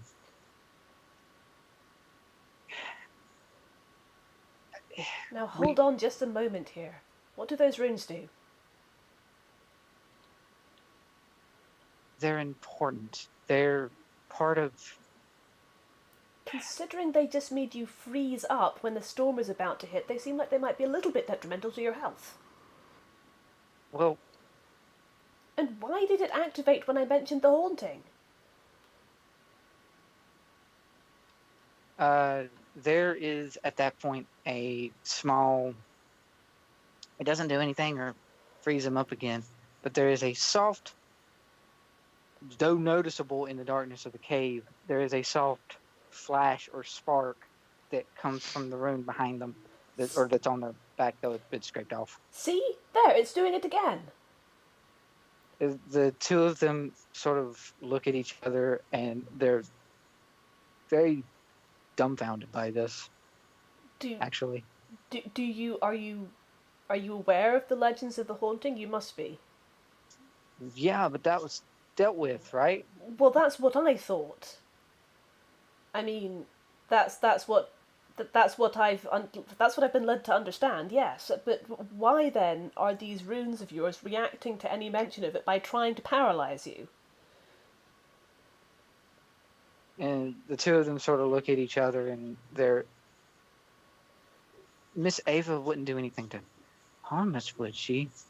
Well, no, that doesn't make any sense. She's... Tora has started playing This Is Halloween. Great. One of the two guards, hearing this rather soft music, he actually starts to very subtle, or at least try to be subtle, at least to his partner, and he's tapping his foot along to the random Halloween music. Oh, bless. And the two of them look fairly confused, but not...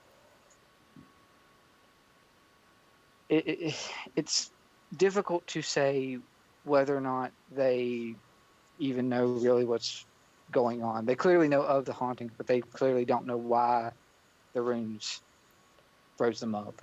Listen, who is this Ava person? Is she the one who put those runes on you? Yes, she found, and the one who was tapping his foot is the one that says that, and the other one notices that he's tapping his foot, and what he's starting to say is just in sort of like you would a friend, but not in a hurtful sort of way. He sort of smacks him in the back of the head and gets him to shut up, and we can't tell them that. Right. Could Zoe, like, sneak up behind one of them and just, like, I don't know, have a stiletto out, kind of poking their neck, and be like, can't tell us what. Oh no. Maple is still standing there, holding her spear with both hands and giving the one that charged at her a very, very evil kind of looking stare. Can everyone else see that Zoe is trying to sneak up behind them? I don't know. Can you? Okay. So those who want to try... Those who want to try to catch Zoe sneaking up behind him, roll careful. Zoe, roll sneak. OMG, PvP. Yeah, I know, right? Mm-hmm. Well, I rolled a 4. Who's feeling lucky? I rolled a 3. It was close. Is it only Tora who's trying to keep an eye on... Oh yeah, Felix is just focused on the Kame. I would like to point out, troubles are typically used to be disastrous things, but troubles are still aspects and can be used as such. Miss Macbeth says that Tora is the type that doesn't like to kill, and seeing someone like Zoe and her very sort of almost creepy personality and tendency to knives and blades and things, it makes sense for Tora to say that she wants to keep an eye on her. So if you want to beat her, you two can spend fate of sorts to fight over it. I mean, I was just going to do it for a silly thing. I was just going to do the whole plucking as each step that Zoe took. Dun, dun, dun, dun. Da-da. Gotcha. Okay. It's None not of this as is kind of worth it. Just that. But So you're not necessarily going to stop her so much as Dramatically like accompany add her. to the yes. add to the atmosphere of her. Yeah. Okay. I mean, fair she enough. isn't straight up going to murder them. I mean, no, I'm just poking one in the neck with yeah, my I mean, stilettos. she's just threatening them a little. I mean, don't get me wrong, Felix is going to be a little alarmed by this, but Fair enough. although when noticing finally that Zoe has one of them at knife point and that Maple is still wielding her spear, Felix glances nervously at Tora and says, "I'd like to request help by the beetles." Tora obliges. I'd like to think that in this world, the beetles are actually a group of 4 beetle, like Oh. actual beetle humanoids. Good. Oh yeah, probably. Tora obliges, and a hand just kind of one of the hands from earlier just kind of pops over, picks Knives up by the collar, and just pulls her back a bit. You mean Zoe? Yes, that's what I meant. You What? that would imply that you caught her. Your role dictated perhaps that you noticed, but not that you were able to stop her per se. Yes, Um, that was the goal. It was not what actually happened. Yeah. So with that, then the Kame guard that Zoe is now threatening, he looks even more dumbfounded than he did a second ago. And what was it that Zoe said exactly? What can't you tell us? Are you okay? Are you grabbing the one that started to say something and was stopped, or are you grabbing the one that Stop. smacked the other? Yeah, The one thought that's so. Makes more sense. He just sort of looks to his friend and just very nervously has this look on his face of, if I don't tell her, she's gonna kill me. Do you want me to be killed? And though he doesn't know that Zoe would probably not kill him unless she was threatened by him. But then again, Zoe is very much the assassin type. So who knows? We don't know. He looks nervously at the blade and he's Miss Ava was the one who gave us a home. She gave us somewhere to belong. She would not be the one to intentionally harm us. This just has to be some sort of mistake or glitch or some such. We don't mean to hide things that aren't supposed to be hidden. Miss Ava doesn't want anyone to know she is here. Here in this cave? She's not in the cave. She's nearby, but she's not in this particular cave. No. So what are you two doing in this cave? She just told us to guard this area. From what precisely? And the two of them sort of look to each other and look further back into the cave itself. And you then see those of you who are magically inclined, which is mostly Felix and a little bit from Tora. You see that there is a faint shimmer of sorts way on the far back of the cave. And from Felix's perspective, even without having to do any kind of rolling for it, it very clearly, very, very likely is some sort of a portal. Oh my. Did you know that there's a portal here? Portal? He is he's addressing this primarily to the Kame, but he's also drawing Yeah. attention to it for the others. Tora is now playing Still Alive. Maple is This just was a poking the triumph. portal with us. Yeah. Slowly, like, moving the stiletto away from the turtle's neck. He just, now that his immediate threat is away, he's sort of trying to get his nerves back, so to speak. Sorry about my compatriot. On the plus side, if any of this comes out, you can, truthfully claim that you were threatened at knife point.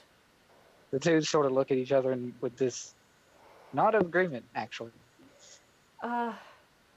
Listen, you said that Miss Ava gave you somewhere to belong. Are you meaning because you felt... Are you magic users? The two shake their head. Yeah. And then they actually both shake their head and they look towards Maple and hold a grip on their own spears. So why do you feel out of place? I mean, I know why Fortune does. He uses magic, but... They... Actually, I think it's at this point that more of Felix's thing would sort of come into play with background and being curious and stuff. It's actually within Kame sort of tradition. They were a tribe of people for quite a while and were actually deemed by others to be fairly primitive. Huh. Sort of like it's sort of like how Indians were in the Americas, Native Americans rather. They were a group of people that were then, through a bad event, they were sort of scattered and they wanted to keep their own traditions alive, but would every now and then have a hard time. They would more often than not have a hard time finding each other. So it's... Oh, in which case, if Felix knows all this, he will amend his question to, when you say that Ava gave you a place to belong, does that mean that she helped a lot of Kame come together, or? They nod, yeah. Well, I mean, that's wonderful, but that doesn't mean you have to be beholden to her, does it? I mean, you found each other now. Nah. At this particular moment, this seems like something that oddly didn't really cross their mind up until this point. This is not saying, of course, that they are a stupid race as a whole. It's just they're primitive in nature, for the most part, within this world. So, this is why they, have this kind of reaction. And they just still seem kind of at a loss. Listen, do you know anything about that portal back there? Shake their head.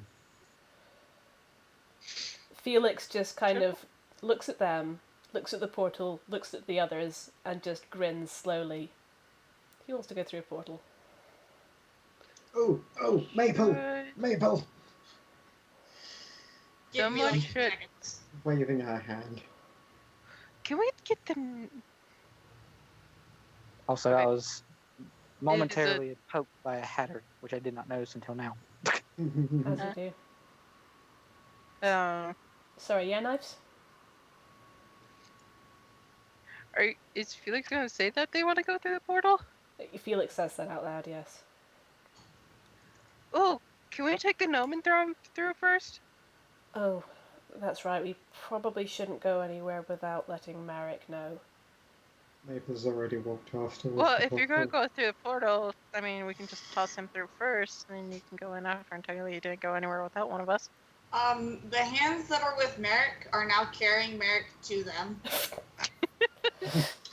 It was probably Through just the chilling rain. in the cave, nice and dry, and then the hand just starts moving towards the entrance. It's like, no.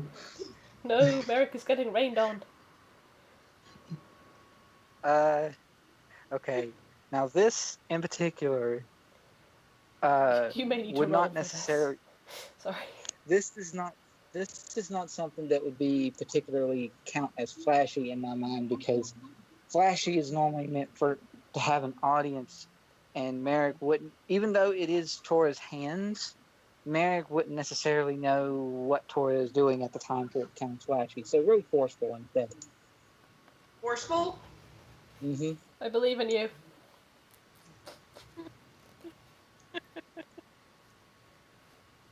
Not a 10, no. I. That is a negative I. 2. Oh dear. Hold on. You drop him on his ass. This is contested with Merrick, who rolled a 1. He gets off the hand. You.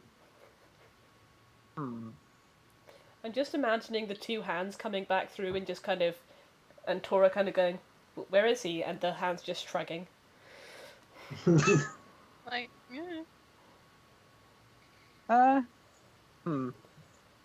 It is possible for you to choose to spend fate to re-roll out of that if you wanted to, Andrea. I think I could. Either that, or we could I actually think- go and get him. I think you. Even though this didn't count as flashy, I think, wanting to make sure this works, going to make a show of, or he might make a show of trying to pull them in which case he could choose to, make a performance out of it, and his high concept gives him a reroll if you wanted to spend fate on it. yeah. Like, He's just sitting there playing the da da da da da da da da da da. Alright, give you a reroll. -3. No. Oh wow. That's without a +3. So So 0. 0. Oh, that's a shame. Yeah. Okay, so following through with what you make a nice, and keep in mind that you're down to 2 fate points now because of that. You do make a performance out of it, but the hands come up and do the same sort of gesture that Dally was speaking of before, but rather than doing the ending da da da da, they do the da da da, or they go da da da da. Yeah. Yeah, that one. I was basically gonna go da da da.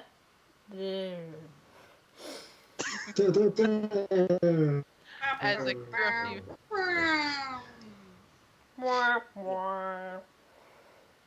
One of them just grabs a trombone out of the bag.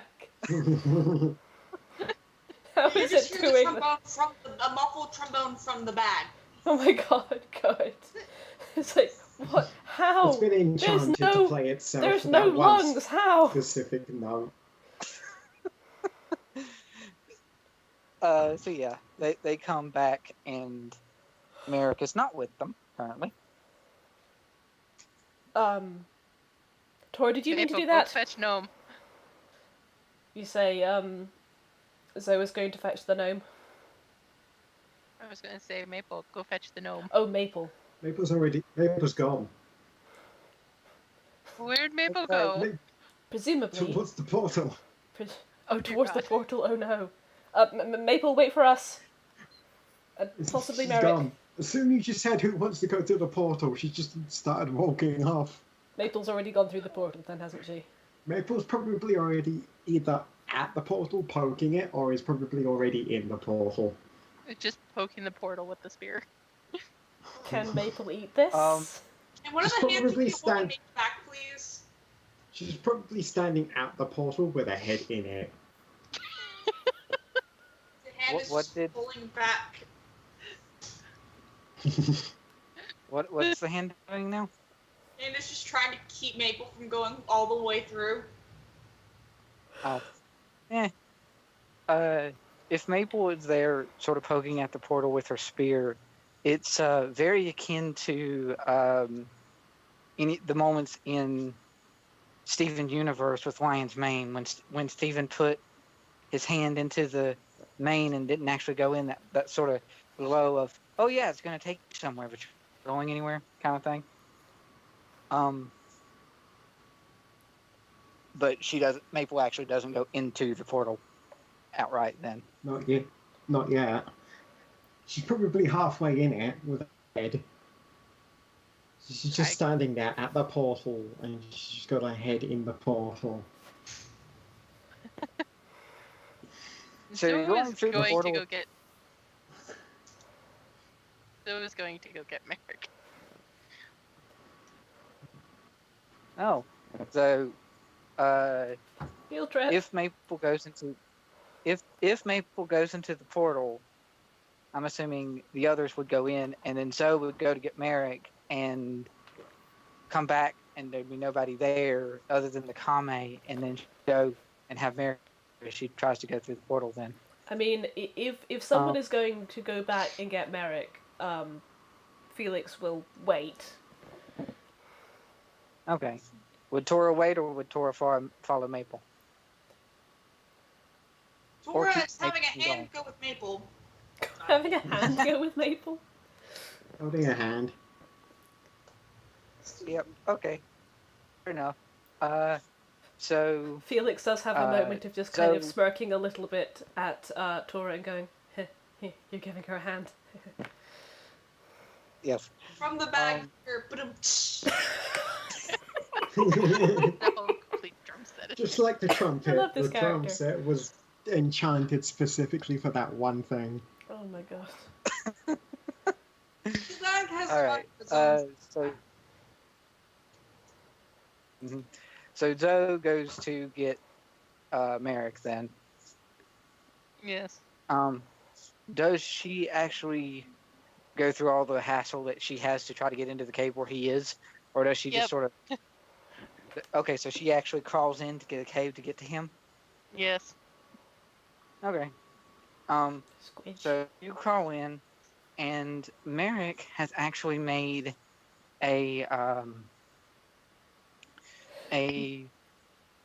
sort of rudimentary campfire of sorts in the back of the cave to try to keep at least some sort of light in here so that he can see. And he sees Zoe approach, and he sort of looks past her, looks behind her. Where's the others? We're moving. Come on. Moving? Where? Yes. To a bigger cave. The one with the... They're gone. Just, come on. You made the Kame leave then? Yes. He's actually not moving from where he is. Come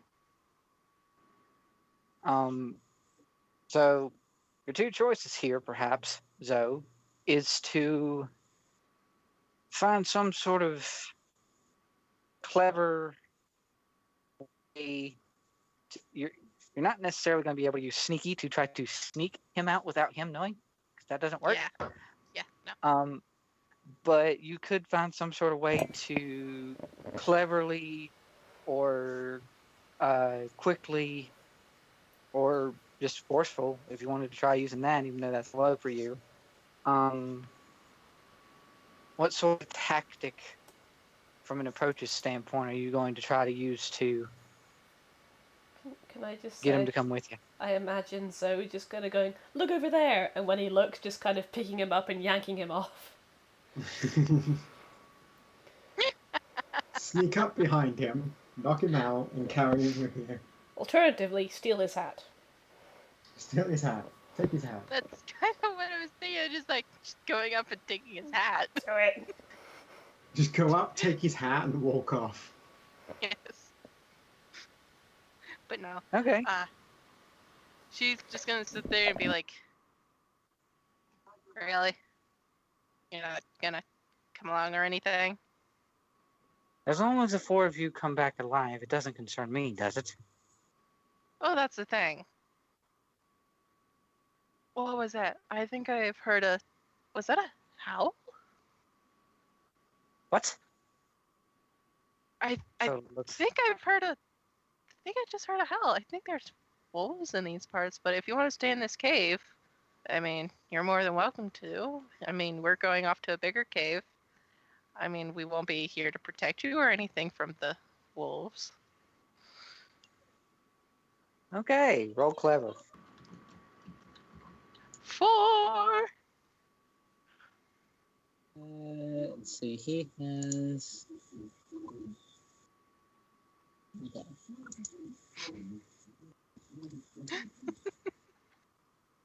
Yep, okay. Actually, wait a minute. Merrick's just going to spend a fate point and reroll. Damn. There we go.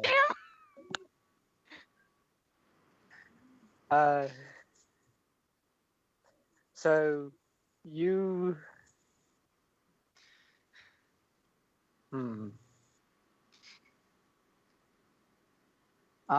He's sitting here with this human assassin, just staring at him with this big grin on her face, saying that she's hearing wolves.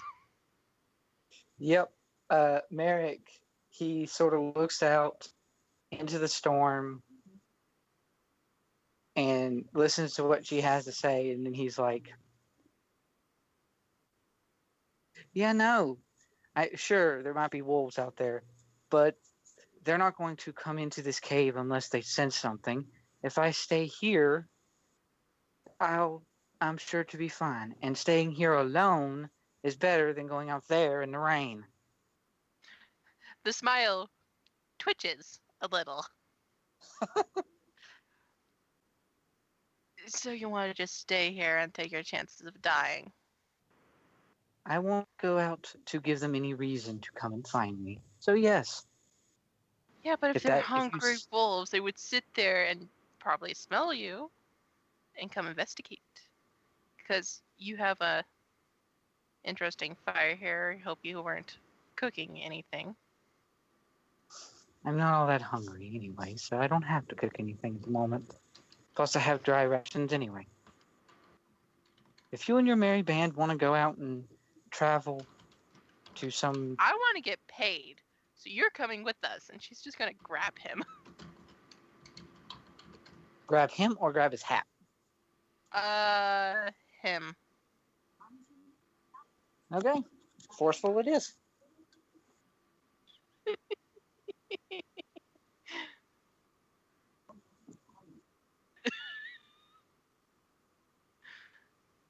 Nice. You rolling forceful? Oh! Yep. Okay. What? You got him. So you sort of grab. And... Yeah. You have a little bit of trouble because you're still having to keep low to get out of the threshold of the cave. Once you're out and actually in the rain, you're basically just you're essentially a 5 foot, 6 foot tall human carrying a toddler in the rain. Yep. Doesn't want to go with you. Yep, he can kick and scream all he wants. He's come to the freaking portal. All right. So when we get to portal, can I just toss him in? That would be up to you or the rest of your team. So Felix may have reservations about this. Well, Zoe's just coming up with the gnome dragging behind her, and just goes up to the portal. Yes, so, Merrick, we just wanted to let you know that we found something that urgently needs our, attention, and, well, I suppose you can either stay here with the Kame or come with us? He's in vain trying to fight out of Zoe's grip. And you know, so you could probably put him down now. No, I'm gonna toss him through. What? Yeah. We are meant to protect him. We don't know what's on the other side of that.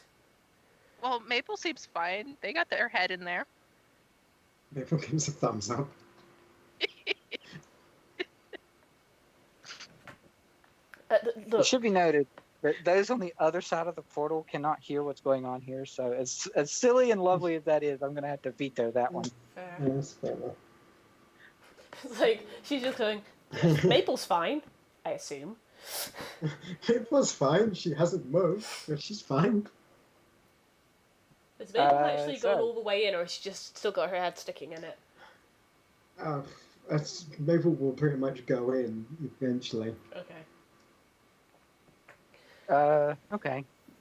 So, Merrick sort of looks at Zoe and is like, could you please let me go? Sure. Toss. Can a hand catch him first? That depends on how quick Tora is. I'm quicker than I am careful. Yeah, roll your quick. We'll say your target is 2. Is the target a 2? Is that what you were going to say? I was gonna say that the target was a 2, yes. Hooray! So you sort of actually, I was sort of picturing this to be relatively close to the portal itself. So what happens is Tora pushes out a hand that part of the hand is through the portal, part of the hand is not, and you sort of see the lower part of the palm and the fingers on this side, the side that you guys are on, and the rest of the hand is on the inside, and Merrick is resting in the palm that is half in the portal and half not. And he gets this look on his face like, the frick, what? And then realizes he's caught and held in his hands again, and he's, thank you. Aw. And just Tora bring him back out of the portal. Yes. Listen, Merrick, something fishy is going on here, and it may even be affecting this side of that portal as well. So we're not entirely sure where is safe.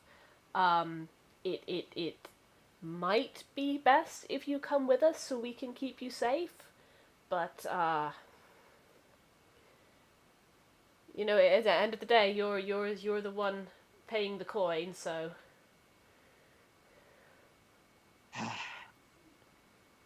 If this Merrick sort of takes a moment to, now he's not being carried or really being held against his will, at least. He's sort of takes stock of the situation for a second, and he sees the common off to the side who are messing with the. They're sort of. It's like both the guards are looking at each other's glyphs on the back of their shells, but it's very difficult for one of them to look at their own shell, so they're sort of going back and forth. And he gets a moment and looks at them and sort of sees the remains of the glyph that is on their back, and he gets a rather oddly adventurous look to his eyes. And he's, well, I suppose the other side of this portal couldn't be some sort of, he sort of looks the portal over and it doesn't look really dark in nature, so perhaps the portal was just a gateway from one point to another. Yes, we can go and investigate this portal if that is what you wish to do. Yes, something very strange is happening here.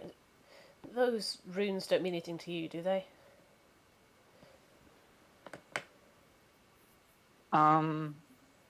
Merrick takes a moment, looks back to the runes, and now not being blocked, he doesn't. He doesn't necessarily not answer, but he sort of gives this. No, not at all. Why? And walks to the portal. Can I, roll careful to tell if he's lying? Sure. So it just seemed very abrupt. Mm-hmm. Go right ahead. Alright, let's be careful. Yeah, 1. Oh! Nope, he's fine. Yep, he seems on the up and up. Everything's fine here. We're all good here. Thanks. How are you? Completely honest. Boring conversation anyway. So does everyone else follow through the portal then after Merrick having been the first one to go through? Not because he's thrown, but because he walked this time. Well, second. Yeah, Yeah. I'm gonna push was Felix through. third if you count the hand. The hand that was would... rather forcefully pulled through the portal. I would wager that the hand doesn't count because then your party is huge. Yep. Huge and scattered across the nation. Wait, who's all left standing near the portal? I know Zoe is. I would wager that after Merrick went through the portal, it'd be, and Maples already went through with a hand as backup. So you're looking at Tora, Zoe, Felix, and the 2 Kame that are still on that side of the portal. Mm-hmm. Can I push Felix through? I'm okay with that. I'll let that happen. Felix is about to turn and say to the Kame, all right, so we're going to go through and that. Just gives a hand to the face and he's pushed through the portal. And so it's just gonna walk through the portal. Now all that's left is Tora. And Kame, technically. But they're not going through. No. They're not paid enough to deal with this shit. Tora walk on through then? Does Tora need to come up with a fitting song? Good portal song. This was Give me a second. I was getting cake. Cake. Is it a lie? No. I think she already played that one. Either way. Plays Living a Boy's Adventure Tale by Aha. My god. Gotcha. Aha did something other than take on me? What is this? I call hacks. Alright. So you play another tune and walk on through the portal. So Gone through to the other having side. walked through, the group comes across a very interesting sight. You travel from a cave in the middle of a forest, what essentially looks like a large. You sort of see in the distance on a hill this extravagant looking mansion of sorts, and you have this not sort of a steep incline, but just a subtle incline, a very small sort of rudimentary town, and you are now on the outskirts of. You look back to where you came from, and there's a shimmer in the air, but there's not exactly any sort of specific. You could actually, once you judge how big the portal itself is, you could actually walk around it if you knew where it was. Felix is going to take detailed notes of exactly where the portal is so they can find it again. Yep. And it also should note that with my previous statement concerning the culture of Kame. Sorry, I brought that out in such a sort of clumsy sort of a way. But you come through here and they are Kame everywhere. This town is actually majority Kame as a village goes. And this, for all of you, this is a rarity because a village that was even mostly Kame, or in this case all Kame, was nigh unheard of except for like hundreds of years ago. Is it raining here? Nope. Okay, so It's not, actually. We're far away from the storm. Felix actually looks around to see if he can see the storm clouds. Just trying to gauge how far away they are. You sort of look around to gauge better where you are, and there doesn't appear to be very many storm clouds, if at all, anywhere near here. You are very clearly far away from where you were. And also, in looking around, once again, you don't see Merrick. Merrick? Oh well. However, Maple? this is by no means any sort of subtle, because he's not good at it at all. There is a rather conspicuous, clearly does not belong here, rock. Like 3 feet that way. Just a rock. Definitely. It clearly doesn't belong there, though. Definitely just a rock, not a gnome. Maple, poke the rock. Maple was already poking the rock. Since she had got in first and she had been in for a while before everyone else had come in, she's already quite far ahead of everyone, and it's like near, if not in the town. Oh well, she's too far ahead to really poke the rock, because the rock is outside of town. She's too far ahead to hear you, let alone acknowledge you. Yeah. In lieu of Maple, Felix will poke the rock. Oh, you have nothing pointy on you, though. He pokes it with his foot.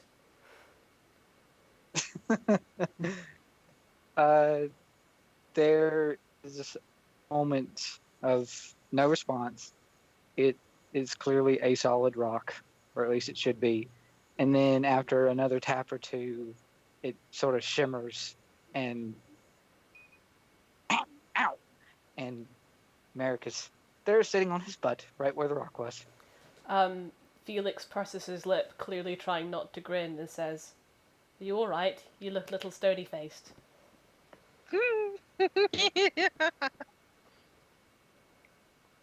Merrick rolls his eyes. Apparently, Felix puns. Yes.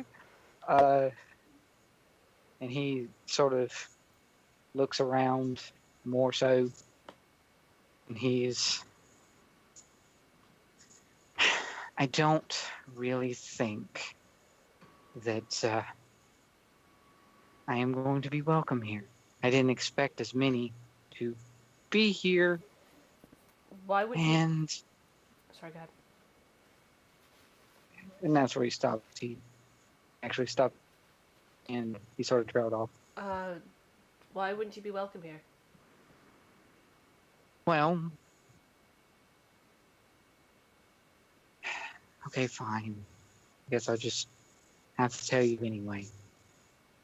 The rune on their olive, he sort of gauges out to the to the Kame that are around.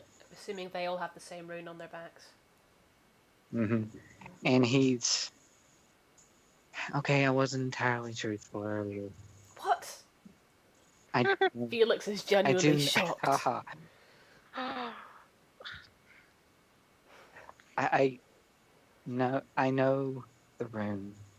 The rune is the mark of the bloodstone.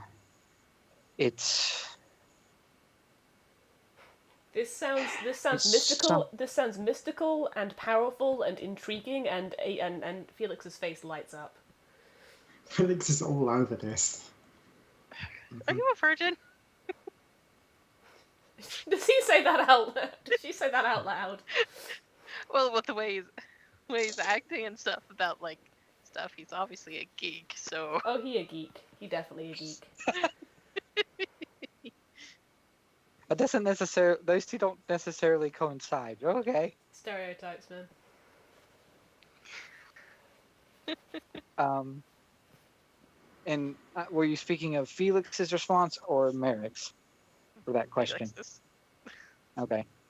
I was trying to gauge whether or not that response was in or out of character. But yeah, he says the rune of the bloodstone is a mark from someone that I used to know. Someone that I didn't exactly leave on the best of terms. It's not someone called Old girlfriend. It's not someone called Ava by any chance, is it? Yes. Oh, well. Old girlfriend. He gives a very stern, evil eye to Zoe, and Aiden Oh, you're in Felix. trouble. Yes. Felix stage Is whispers. I like- think that's a yes. Tora is playing Sex, Blood, Sex, and Booze by Green Day.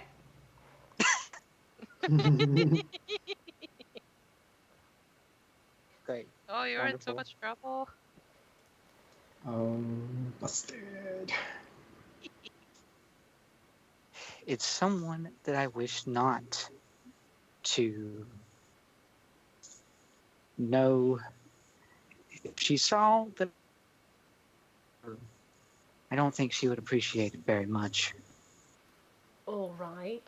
So yeah, I'm fairly nervous being here. Okay, someone carried the rock. The hands pick up the gnome. Can you disguise yourself again? I could, but it's not going to last forever. And any subtle hit to the stone form or whatever form I choose to take is very easily going to break it. I'm not as talented as I used to be, unfortunately. I'm curious then. If you recognize the bloodstone and you must have realized that it had some connection to the portal, why did you go through? If only to be reticent about it after you actually arrived. I wasn't expecting the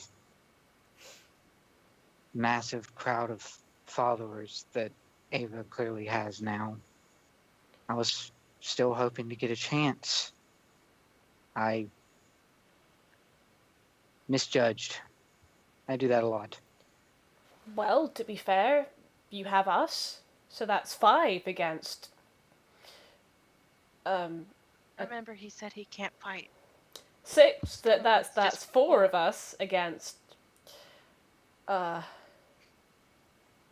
cult He with... sort of counts on his fingers, and he's That's 4 looks to be about versus a cult of infinite followers. Maybe 30, just counting the ones that could be capable warriors. And he sort of gazes. He at that point points up to the mountaintop, and you see that there are guards posted along the edges of the gateway to the apparent castle that's way up there. Well, we might not even have to fight. What can you tell us about this Ava person? Can we talk to her? Well, maybe. With all these followers, though, she's probably up to something that she needed physical labor for. That would explain why she's controlling them with the runes. Yes. she has something she's after, I'm sure. And I don't know precisely what that may be. It's probably magical. She's always had a thing for the powerful magics. But I'm not entirely sure what her response would be. Out of character, what exactly was the Bloodstone relation again? Was that the cult of the Bloodstone, or? When I mentioned the Bloodstone previously, from at least the perspective of the Kame, it was a symbol of their devotion to this Ava person. Okay, in which case, and sorry. Yeah. In which it's loosely a cult. In which case, Felix furrows his brow and then asks, "Why is it called the Mark of the Bloodstone? Could there be some significance there? Is the Bloodstone an actual artifact?" It is. It's one that Ava spent quite a deal of time looking for. One that I tried to stop her, tell her that it was just a myth. Maybe she found it, or at least is still looking for it. Something. You said that the Kami before were stopped entirely? They were frozen in place when I mentioned the fact that the forest used to be haunted. Her magic's never been, if it was Ava, which it appears to be so, her magic was never that strong. If she's all the way in here, wherever here is, by the guise of the storm not being close, it's not close to where we were before. And she wouldn't create a portal to move her some small amount of distance, so we're probably pretty far away, and she's got something powerful helping her now besides just these Kame. And the Bloodstone may or may not be part of that. Oh, let's go see. Yes, honestly. So far on Tora's playlist, we have had Hand of Doom by Black Sabbath, Bloodstone, appropriately, by Judas Priest, and now playing A Kind of Magic by Queen. Yep. Alright, so are you 4-5 with Merrick being carried, I assume? And he's probably going to turn into... Actually, he's not going to turn into a rock this time. He's going to make it at least somewhat reasonable as to why he's being carried, and he's going to turn into a little bonsai tree. Aww! Oh, That's adorable. adorable. Just don't take any cheers to it. Looking at you, Zoe. I don't have cheers. So just going, you need pruning. I can improvise. So, you guys make your way on into the We do. The village. The villagers that are here, most of them don't appear to be the type that can fight really easily. They just appear to be, standard villagers, maybe a merchant of some sort that is more or less keeping track of the farmland that's maybe a good 30 or 40 some odd, I would say miles, but I have people in here that use kilometers, so I don't know the difference, but I anyway. use miles. Alright, fair enough. So it's, fairly decent sized set of farmland that's all across the way, and you have buildings of people that are keeping track of food, and those that are,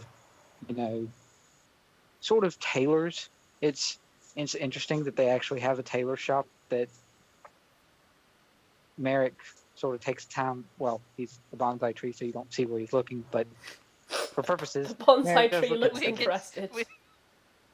Yes. But you can't really tell that too much. And they don't have an inn because they try not to usually have a massive amount of travelers passing through. But it does happen from time to time. And so they're not as worried.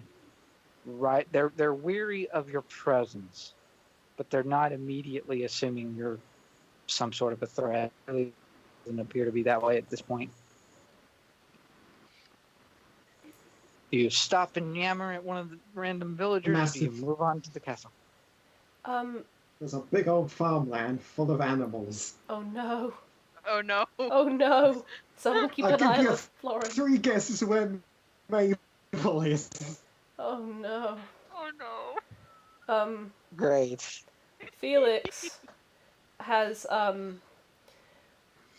kind of taken Zoe by the arm very carefully because she is made of knives, and said, "Listen, could you do your disappearing act and maybe try and eavesdrop on some of the villagers, see if you can find out anything they might not tell us?"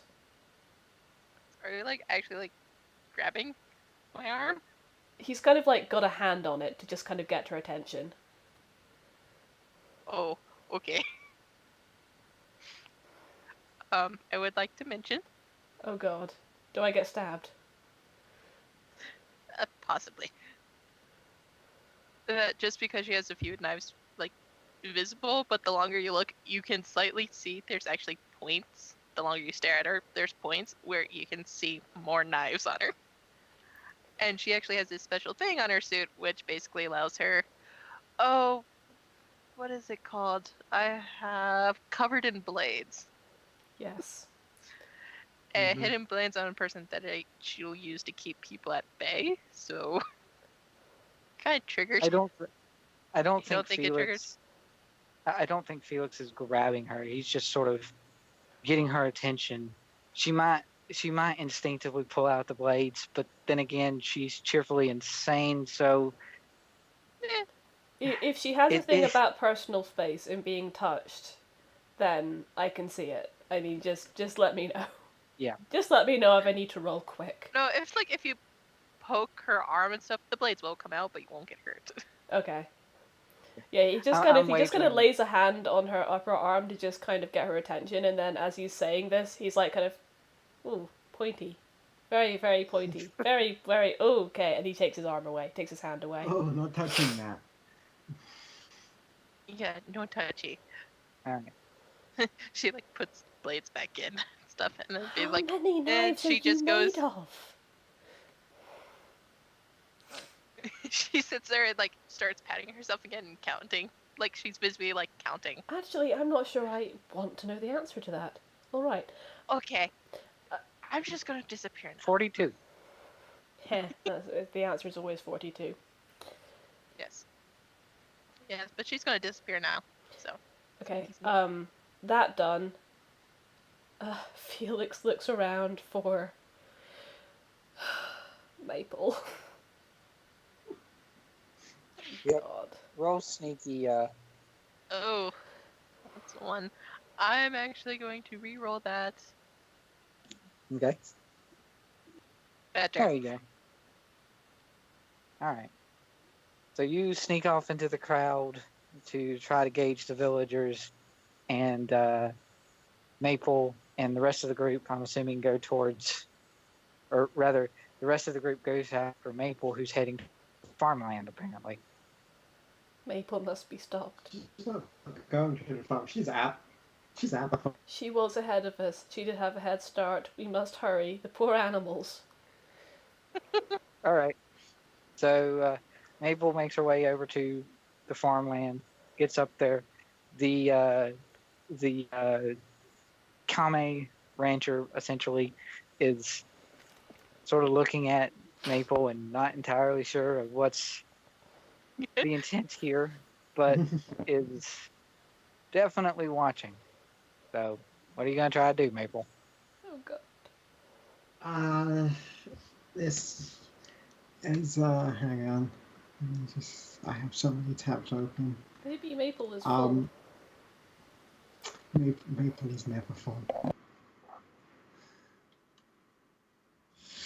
So, yeah, detrimental to myself, but fuck it, it's funny.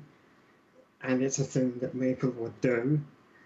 I'm just gonna use the aspect in Maple's defense. Maple was hungry. Mm-hmm. Right. And I got that that's what you're going with. yeah.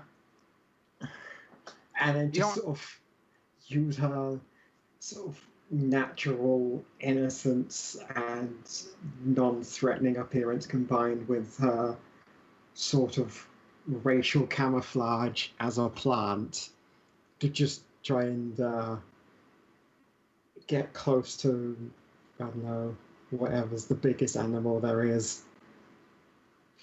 Okay. Roll sneaky. If you don't get, I'm going to say it's going to be a challenge of actually 5 because the rancher's trying to keep an eye on you.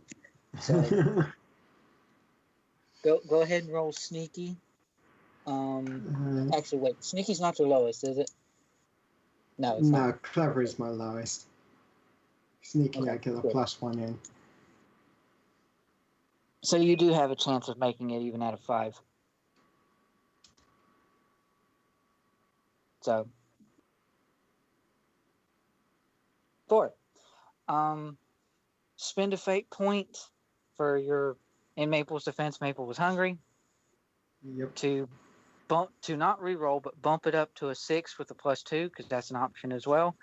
That would get you your 5. Yeah, that would do that. Fate point puts you at 2. Yes. Just slap a 2 on it to bump it up to 6. Yep. All right. So you sneak in without the rancher really noticing, and you're now, I guess, in essentially the pens for the cows. I suppose they might be the biggest animals around. Yep. And yeah, Maple will do what Maple does best. Eat a live cow. And that, yeah, just eat a live cow. Okay, fair enough. Last I checked, Maple was Maple, not Rex. But anyway, so you're going to eat a live cow. Yep. I mean, she's going to go from the head first, so... Yeah. You are going to try to catch this cow. So go ahead and roll for me. Please tell me that quick. This just happens to be a cow with a ridiculously high AC. What am I rolling? Quick. Hashtag save cow 2017. Oh no, that cow's done for. That cow is done for. All right. So you very quickly, very easily catch up to it. Think of the moves. Catch up to the cow, and gone. I'm so mad. And When she doesn't eat the whole thing in one go, she probably just. You're prolonging its suffering? No, she's gonna kill it, obviously. With the first bite, it's gonna kill it, and then she's just gonna take her time, probably drag it off somewhere, and then just take her time eating it. Okay. She's not just gonna fucking bite its head off and eat it in the open. We have reservations about this fair route. enough. So bite its head off, take it somewhere else and eat it. Oddly, out of everyone in the group, I have the most reservations about the plant. Yep. So, you guys... The insane assassin Felix, I can deal with. Sorry. Felix and Merrick, as a bonsai tree, get to the rancher at about the time there is this, like, moaning wail of this cow that has just been brutally It's just attacked. a quick sudden. No. Yeah. I'm assuming that Tora is with us as well. The rancher looks to you, to those approaching, and then turns back, and one of her cows is missing. So Can I prevent her from looking back by using a stunt? Sure. What's your stunt? All things dull and ugly.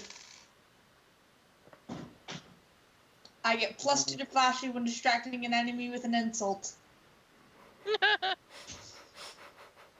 Okay, roll flashy. Your overalls are stupid. Roll your flashy at a +5, and then give me your insult. Where did it go? Did it roll? It did. It's a 2. Wow. I rolled 3 -1s. Good indeed. What's your fate points looking at right now? That spending a stunt does cost fate. So now I'm at 1. all right. You want to be part of this performance. You want this to be a thing, I'm assuming. Yeah. You rolled a 2. You could spend your last fate point, putting you at 0, invoking your high concept to get a reroll. I think I will hold it off because I think I might need that last fate point later. Well, bear in mind you can still get some. I can? But you can regain fate points. The way you regain fate points is through compels, like when I gave an extra fate point to Dally at the beginning. Okay. So, yeah, I'll try. However, it's still rather apprehensive to be at 0, because at 0, anyone can compel you. Anyone can compel you in general, not just me. But at 0 fate points, if somebody gives you a compel, you must take it, assuming it makes sense. So it is still very weary to be at 0, but being at 0 is not completely the end of the world. I think I will take that risk unless one of the party members yells at me not to. I'm not here. I'm okay with it. Go for it. Yep. So I will use my high concepts to reroll the shit. Venture? Uh-huh. You were trying to get a 4 to get her. Alright.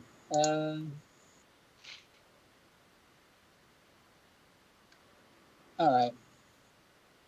Cool. So, you distract her and she turns back. Alright, yeah, insult. What's your insult?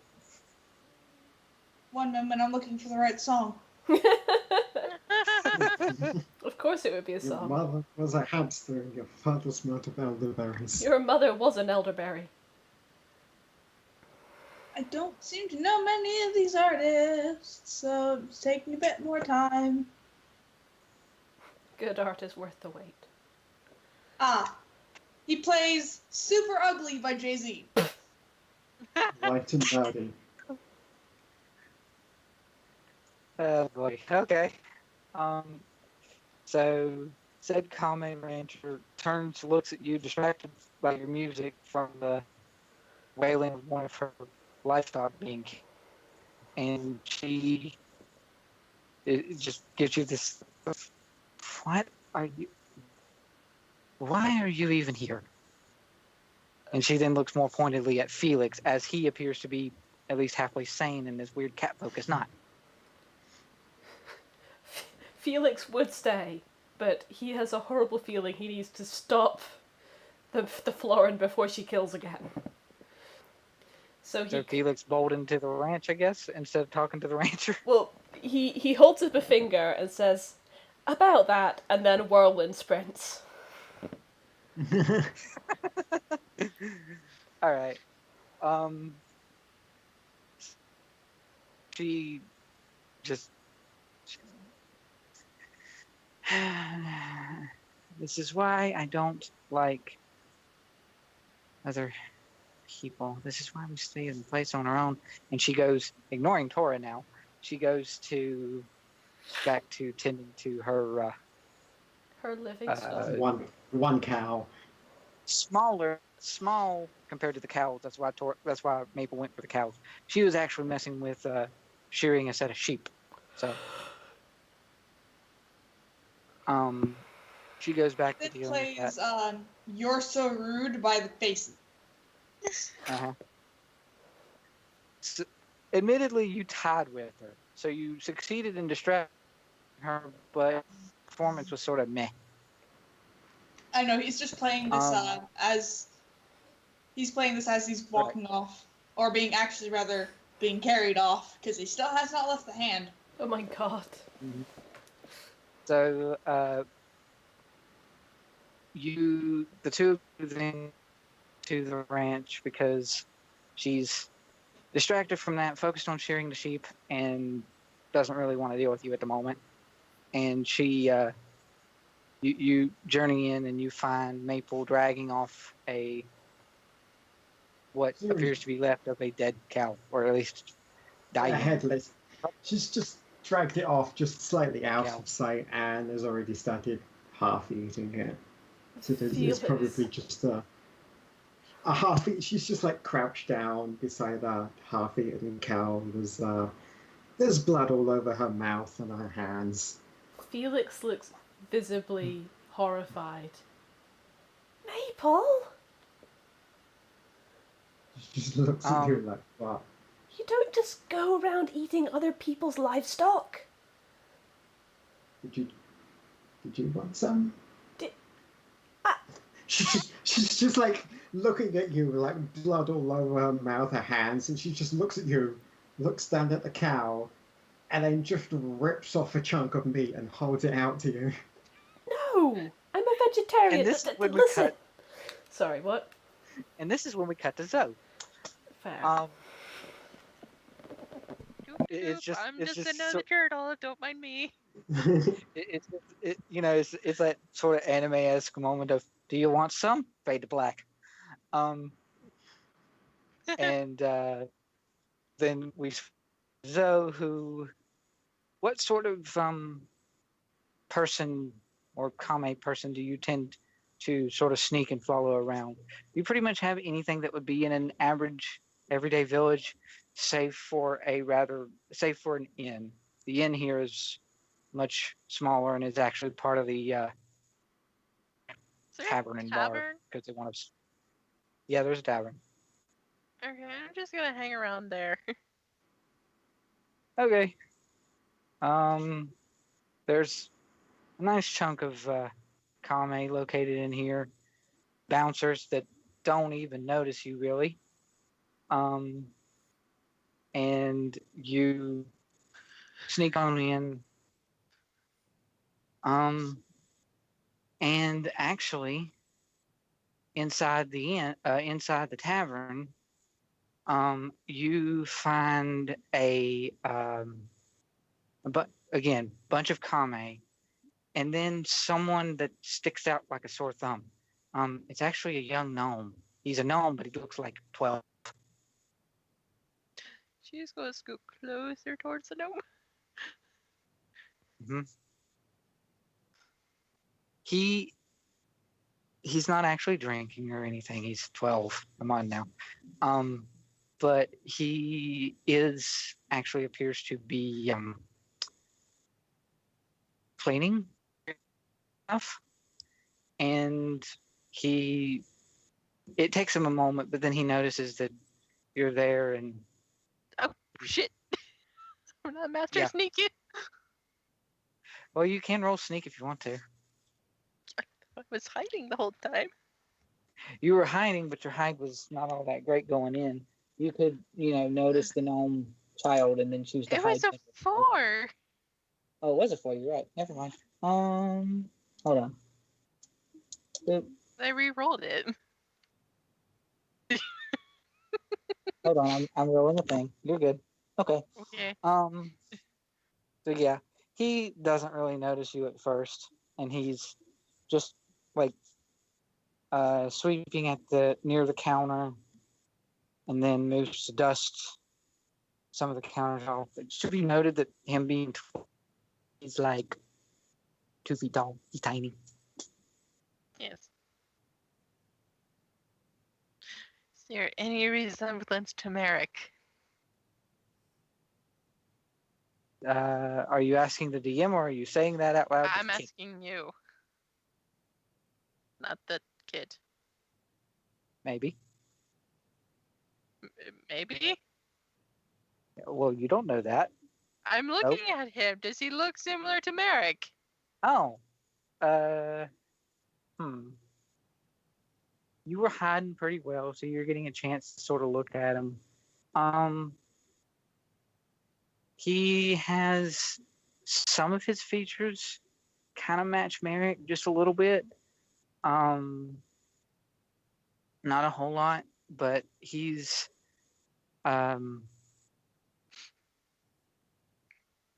him being young is hard to tell facial features, but one could assume, yeah, he looks a little bit like Merrick, though that might be because of him just being another young gnome, and that might be Zoe's train of thought, but yeah, looks a little bit like Merrick, maybe, yeah. Kind of squish. Okay. Yeah, so is there anything going on that I can overhear or anything that's interesting? There is the barkeep, another Kame, is talking to one of the other ones. They seem to be talking about how it's a farmer, Kame. He doesn't seem to be very happy about his crops. Here lately, they have not been all that great. And he wishes that Miss Ava would do something with her magic to assist them. And then the barkeep is, she's not going to do that. You know that. And he's, yeah, okay, fine. And he sort of looks, the two of them sort of look over to the kid, the little gnome, and say,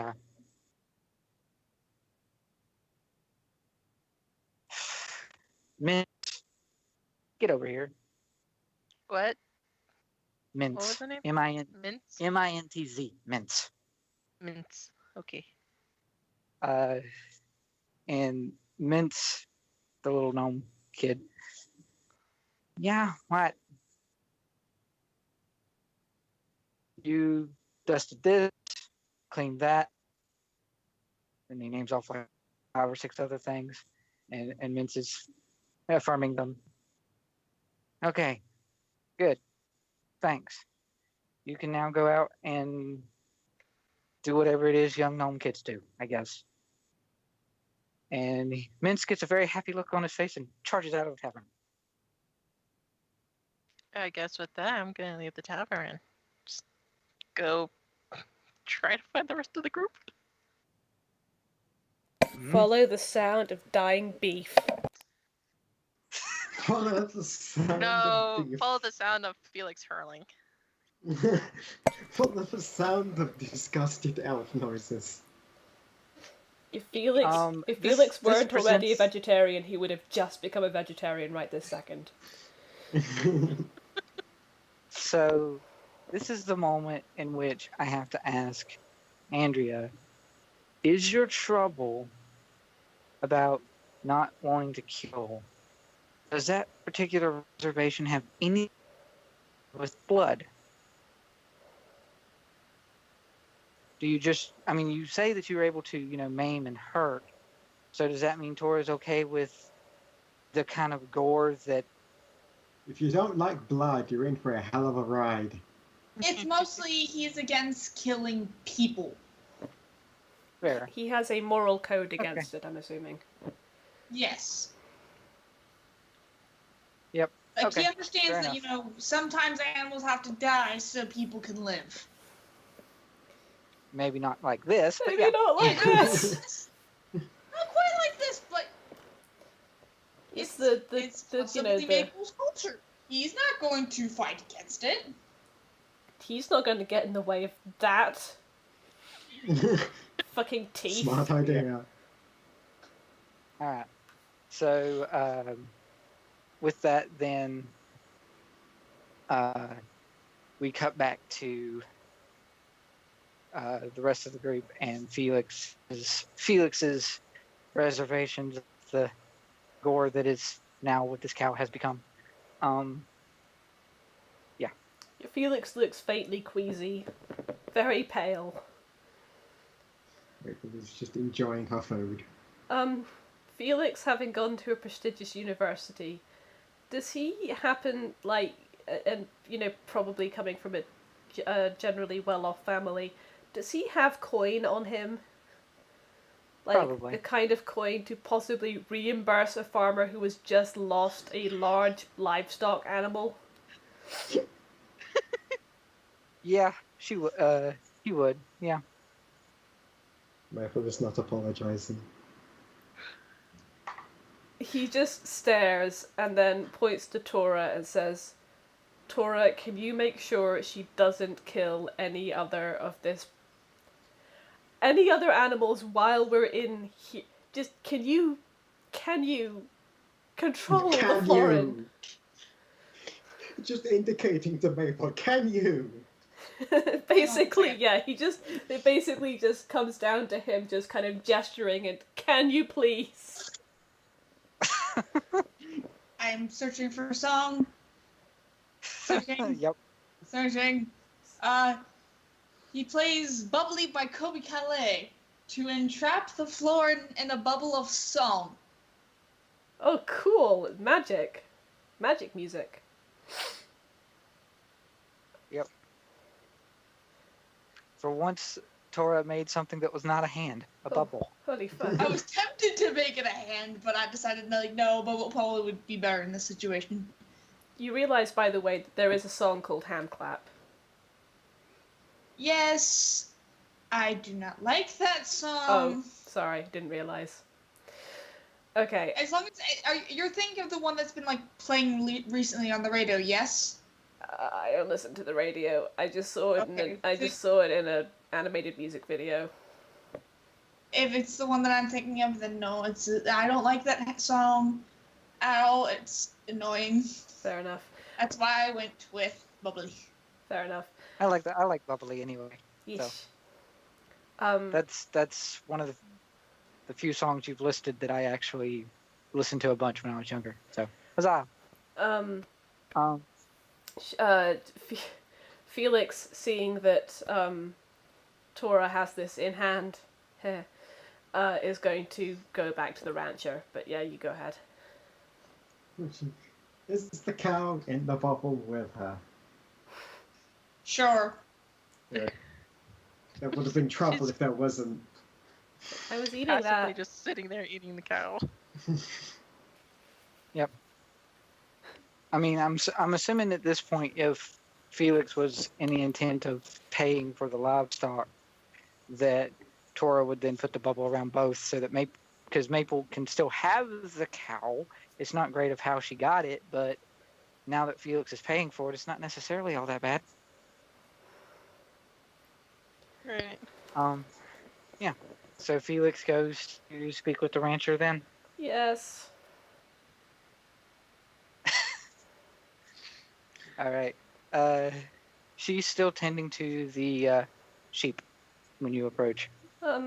Excuse me, ma'am.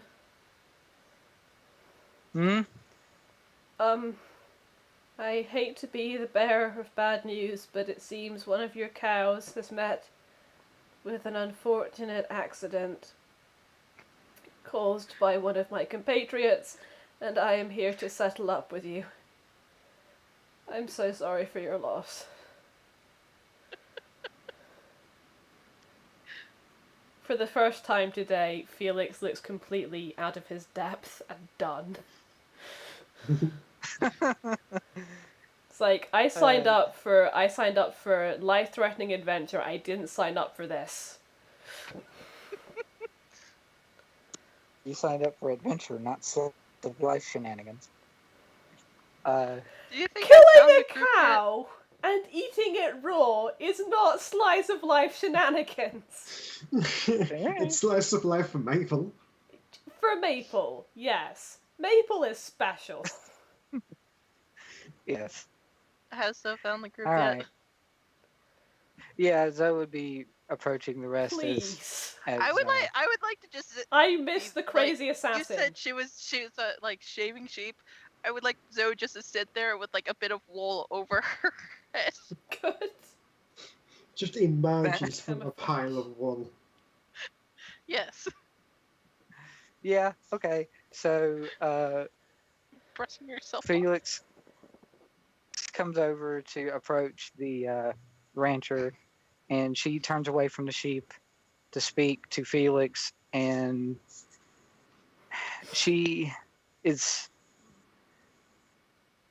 clearly upset by the lack of one of her livestock being killed, but then Felix produces coin that's probably well enough and more to pay for the damages, as it were. Basically, enough to pay for another cow, and then some more for emotional fucking distress. Yeah. And, you know, paying for that up front without any kind of fight or whatever about it, she at least seems somewhat okay with that. You can gesture. also tell he genuinely feels really bad about this. Yeah, there's very clearly remorse, so she's understanding. She would remain to be very wary of plants from now on. And Felix would not blame her for that. He is too. And then she takes the money. She mumbles under her breath, "Oh, I'm glad my husband is getting a drink right now. He's not going to like this when he gets home." I'm terribly sorry. And then she turns back, putting the coin to her side. She turns back to the sheep, and sort of raising out of the sheep like it's the sea. We have dessert, Wolf and in sheep clothing. then It's like so it's just like dusting the wool off of her. It's like And finding the wool in a rancher- knife stack.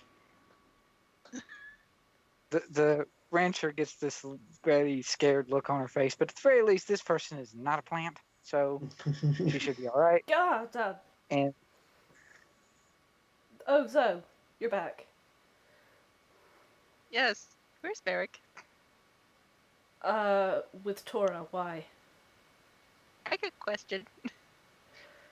Alright. We should go and check on them and make sure that Tora's got Maple in hand. Oh god. Something happened.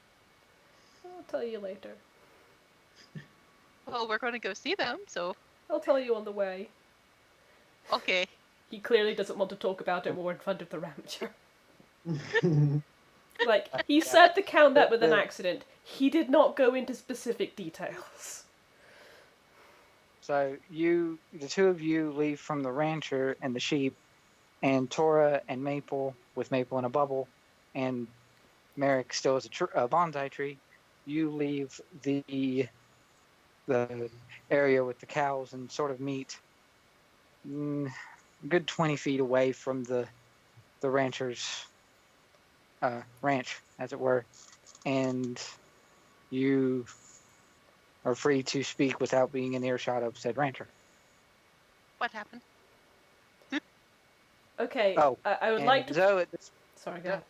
point would see Merrick, and Zoe at this point would see Maple in a bubble with Covered in blood with half a cow. Oh, covered probably like a third of a cow. A third of that's cow, interesting. Yeah, probably. that is interesting. Okay. The back third of a cow. Before we discuss anything else, I would like to make a request that at all times someone is keeping an eye on that. And he points at Maple, and making sure she's not doing more of that. She points at the cow. Well, obviously she was hungry. It was someone else's cow. Hey, she could be very useful for me. I could hide bodies with her. Why? Why did I think that this would help? No. He just kind of puts a hand on Tora's arm and goes, Tora, you're still sane, right? Please don't feed the plant. Okay. This is when Tora plays some really Working on it. appropriate, but fantastic. Yeah. Mm-hmm. Does he start playing Crazy by Seal Green? Crazy.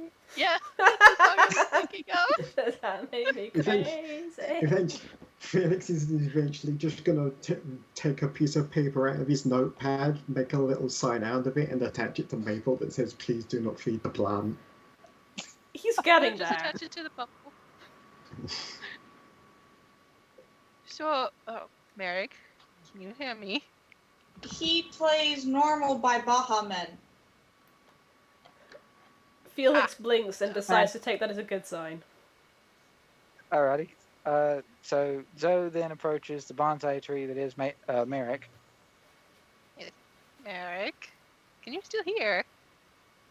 There is a subtle shake. It may have been a nod. Entirely sure. Okay. Can you shake the number shake of how long you were with this Ava?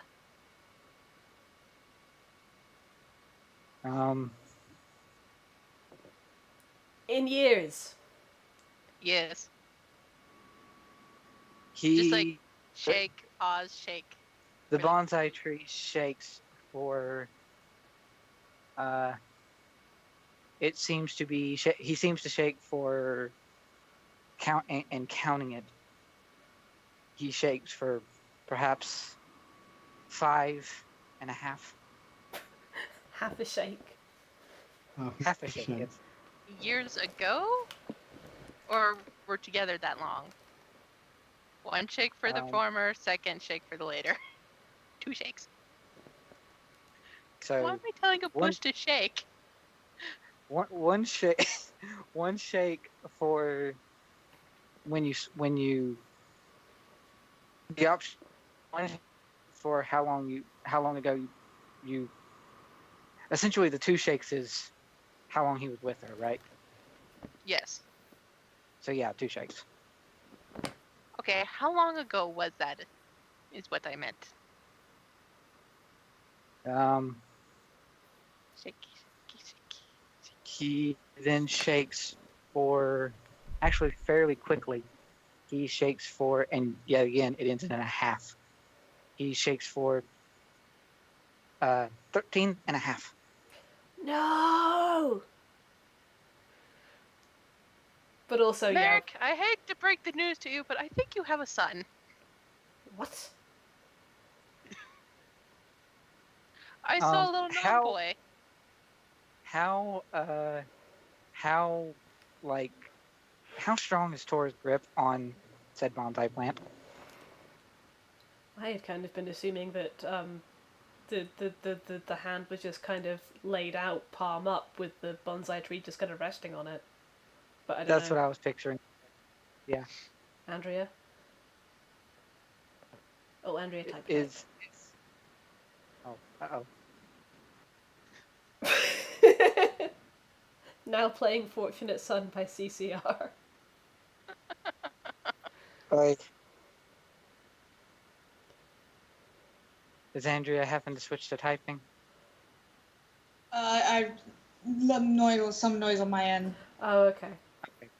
Also, I've just been trying to mute while I'm searching for songs anyway, because I don't know if my typing's being picked up, so... Oh, fair enough, Right. thank you. Right, yeah. Is the bonsai tree just on an open palm, or is the magic hand actually holding him? Open palm. That's what I thought. Alright, so the bonsai tree, poof, and is now Merrick again, falls off the hand and lands on the ground. It wasn't that far away from the ground anyway, I'm assuming. And he just gets this expression on his face that sort of lines up with Felix. What? I saw a little gnome kid that looked about, or like, I don't know, young. He kind of had your features. You have a son? Name was Mince. I thought it was just because of. Do you have a son? Yeah, we have to find David. Did Okay, did you know you had a son? Now I do. Also, Well, I mean, it looks like you. I'm not sure if it is your son. also good work, though. Apparently Ava won't do anything about helping with the fields. So they're kind of not doing too well with the food. Oh. In this, you have learned from this, I would assume then, what with Zoe having a fairly blunt personality, perhaps. Playful but blunt. Ava is very clearly not a nice person. She is essentially, with this tribe of people that worships her as a cult, she's essentially got enslaved people, and she's not even helping them get food. And she may or may not care about them with freezing them when it's a storm. So you don't know if she's aware of the storm, but still. So. So I guess we go to the castle? Or whichever place? Wait, was there a castle? Yeah, a well mansion castle-like type thing. Yeah, So we go to the biggest building. The big building over that way. Yes. Real quick, Felix knew that the forest used to be said to be inhabited by a ghostly presence. Does he remember how long ago that was?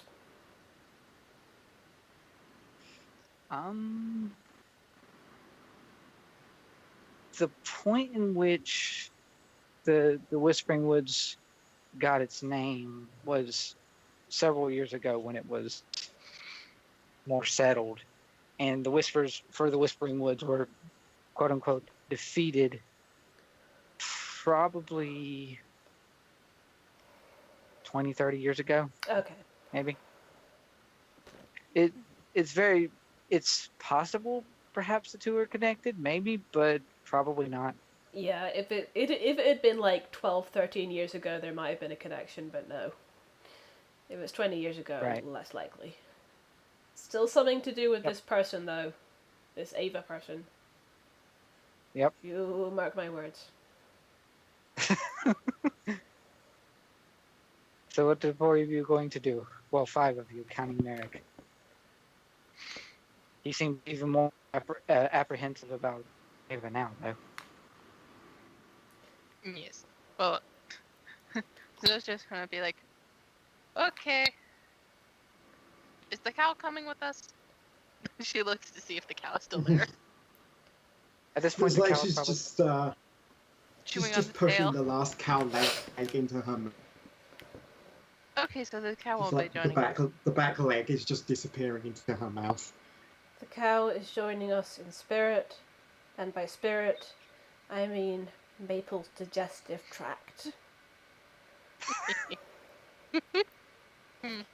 He looks so ill. When she's finished with the cow, she'll just stand up and attempt to just sort of walk over and join the rest of them, but then realise the bubble is there and just... Does it work like a giant hamster ball? Do we now have a floran in a hamster ball? It's covered in blood. Yes. Yeah, so that thing is progressively going to get more and more covered in blood as she moves around. Yeah. All right. Now, where we're going. Now, at this point, I'm going to be that dastardly DM that asks the wonderful question. Well, two questions. One, are you guys going to approach the castle itself?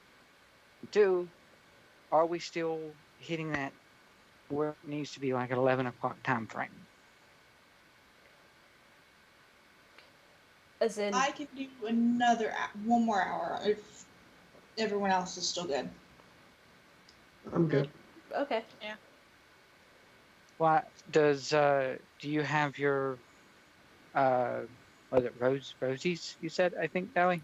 Oh, Rosie's is on Wednesday. I would have only had to worry about that if we were playing on Tuesday. Okay. So, So you're as good in, I on had that today. that. I don't have anything to worry about until tomorrow evening, so I'm good. Right. He's just Okay. me.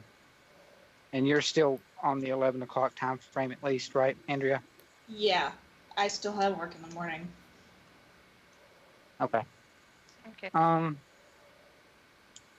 So hopefully this does not go too horrible long, because now you're approaching your final little bit of this campaign if you guys are going up to the mansion. Onward. Yes. Um, Zoe is going to go back to sneaking. Onward to plot resolution. She's gonna sneak her way up there. I am okay with the sneaking. So, at this point, I would like to point out how interesting confrontations in this system sort of work.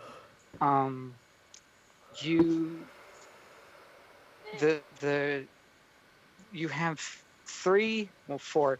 You have four main areas and points. You have the town itself and the edge of the town. Then you have the area that leads up to the castle itself, and then the foyer inside the castle, and then the upstairs rooms of the castle that are sort of they're the same point because they're the same location. It's just one's up above and the other's below. So you have guards throughout all of this, and they're not too keen on people passing through the threshold from the town to the path. I would say that, of course, Zoe's already said she's going to try to sneak her way past the posted guards. Yes, and I rolled 2 for that. You rolled 2 on sneaking? Yeah. Okay. Can I distract the guards? Oh, good. You can do that if you want, yeah. Oh wait, no, I can't because I don't have a stun. I would like to have Felix suggest a thing. And Okay. he will look at Tora and say, listen, in addition to performing, are you any good at acting, bluffing? Darling. That is Darling, please. Said darling with an H as well. it would be an you know what? insult to the arts if I didn't know how. You know what? What's your fate point sitting at, Dally? My fate points are 3 right now. 3? Yeah. Oh, 2? What? Did you say your fate points were 3 or 2? 3. 3. Good. If you want, you could treat that as a compel from your perspective, playing off of Tora's "the show must go on" kind of bit. I'm not going to compel. I'm going to let Tora do it if he wants to. Oh, no, wait, though. If I compel and he does, then Andrea gets a fate point, right? She would get one of yours, which would leave you, you would put you down to 2 and give her 1. Andrea, what's your fate point at right now? 0. Yeah, okay, we'll do that. 0. I mean, are you okay with that, Andrea? Yeah. Wait, you haven't heard the plan yet. I have no idea what the plan is, but I'm okay with it. Okay, take one of my fate points then. I'll compel. As a compel, that's why I was presenting it as an option, mostly to you, Dally, because as it is a compel through the rules of the game, you wouldn't have a choice. Yeah. But right, good point. Yeah, but it was mostly to get her to have 1. Yeah, that's cool. That's cool. In which case, Felix says, Listen, maybe we can bluff our way in saying that we need to speak to her, that we have vital information about the Bloodstone. Whether she has it or not, that we know about it should possibly intrigue her enough that maybe she'll let us in. It should be Got noted, it. though, that the comic did not notice Zoe going in at all. So That's fine. It's always good to have, You can in my opinion, it's always good to have the two-pronged approach, which is someone going in the front with bluff and someone going in the back with sneak. makes sense to me. you can swap the bloodstone for the blood ball that's following. We will eventually let Maple out of the blood ball. No, just roll the blood bowl up to them. You just roll around in the blood ball up. We to found the up to bloodstone. gate. That's a bubble full of blood and a floran. What? We found the bloodstone. Yep. It's more of a blood orb now. All right. So you want to bluff your way past the guards then? Yep. All right. So roll your flashes. Phew. Yep. They are distracted by your music, and I don't know what sort of music you're playing, but to sort of expedite. You might Yeah. want to take a better look at that. Hmm. I think you accidentally rolled 4U11. Oh yeah, you Right. did. That there's not a plus in there. Oh, whoops. I'm still going to count it as a 1. I just didn't put a plus. Yeah, it 'Cause rolled. even with- It rolled. Fate A dice 1, if they a were 4, a D11s. 3, and a -7. Yeah. Yeah, it's fine. Yay, klutzy the yums for the win. Anyway, so yeah, I'm still gonna take it because you're fine. I'll just watch when I get a roll thing later. I don't know what sort of thing you're playing, but you carefully sort of play a song that's distracting and can get you to sort of reposition yourself to where you're behind the guards or blocking in the bolt. Yep. And this is allowed for everyone, including the florin in a blood bowl. And Merrick, who's not so great at confrontations and is oddly enough hiding behind said blood ball. And you guys make your way past that first part with Zoe still sneaking through. Bypassing the first area, you're now in the entry point that gets up to the door, which is much more cleverly and effectively guarded than the door to the cave was earlier. And Zoe is the first one to get there, having been sneaking, and the guards do not see her. So what are you going to do, Zoe? Is there an open get window past- anywhere? In the front, in this area, there's not an open window, but there is a window.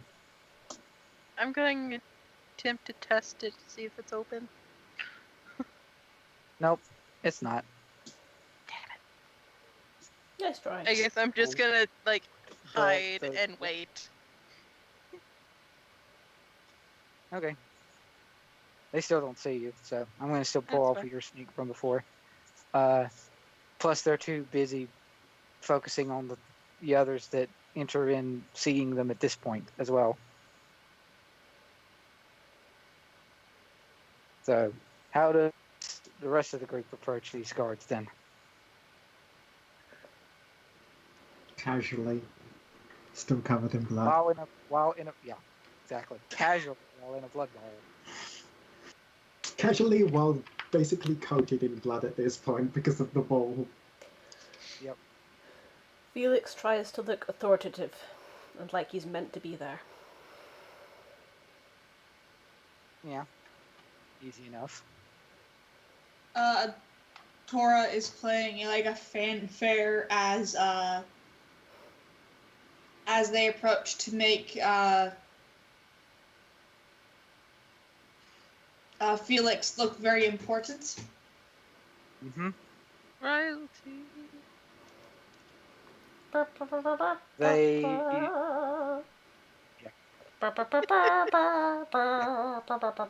Sorry.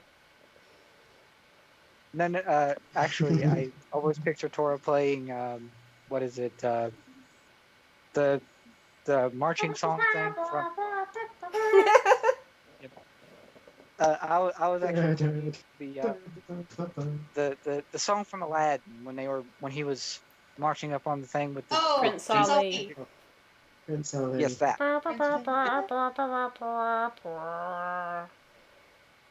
Yeah, that.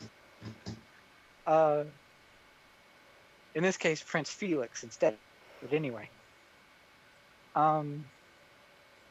So you approach, the two guards are actually blocking the door more effectively, and they sort of raise an eyebrow at the procession of sorts. And then they're, what business do you have here? We're here to see Ava.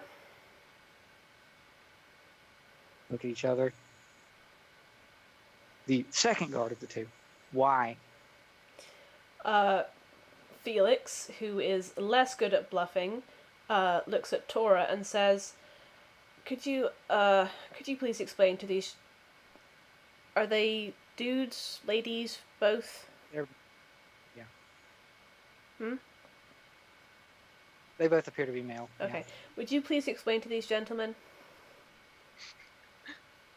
about the Bloodstone? Now the song change. Trying to think, what's a good song? Perhaps Tora just speaks.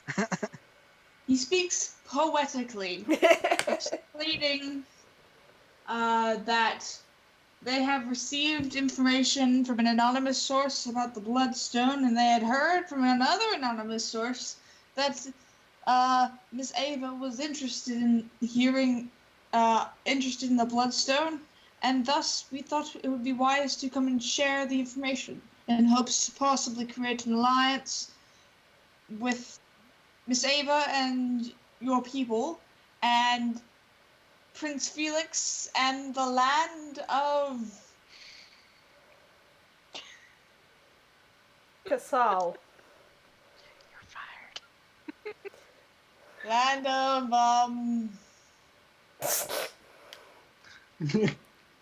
No.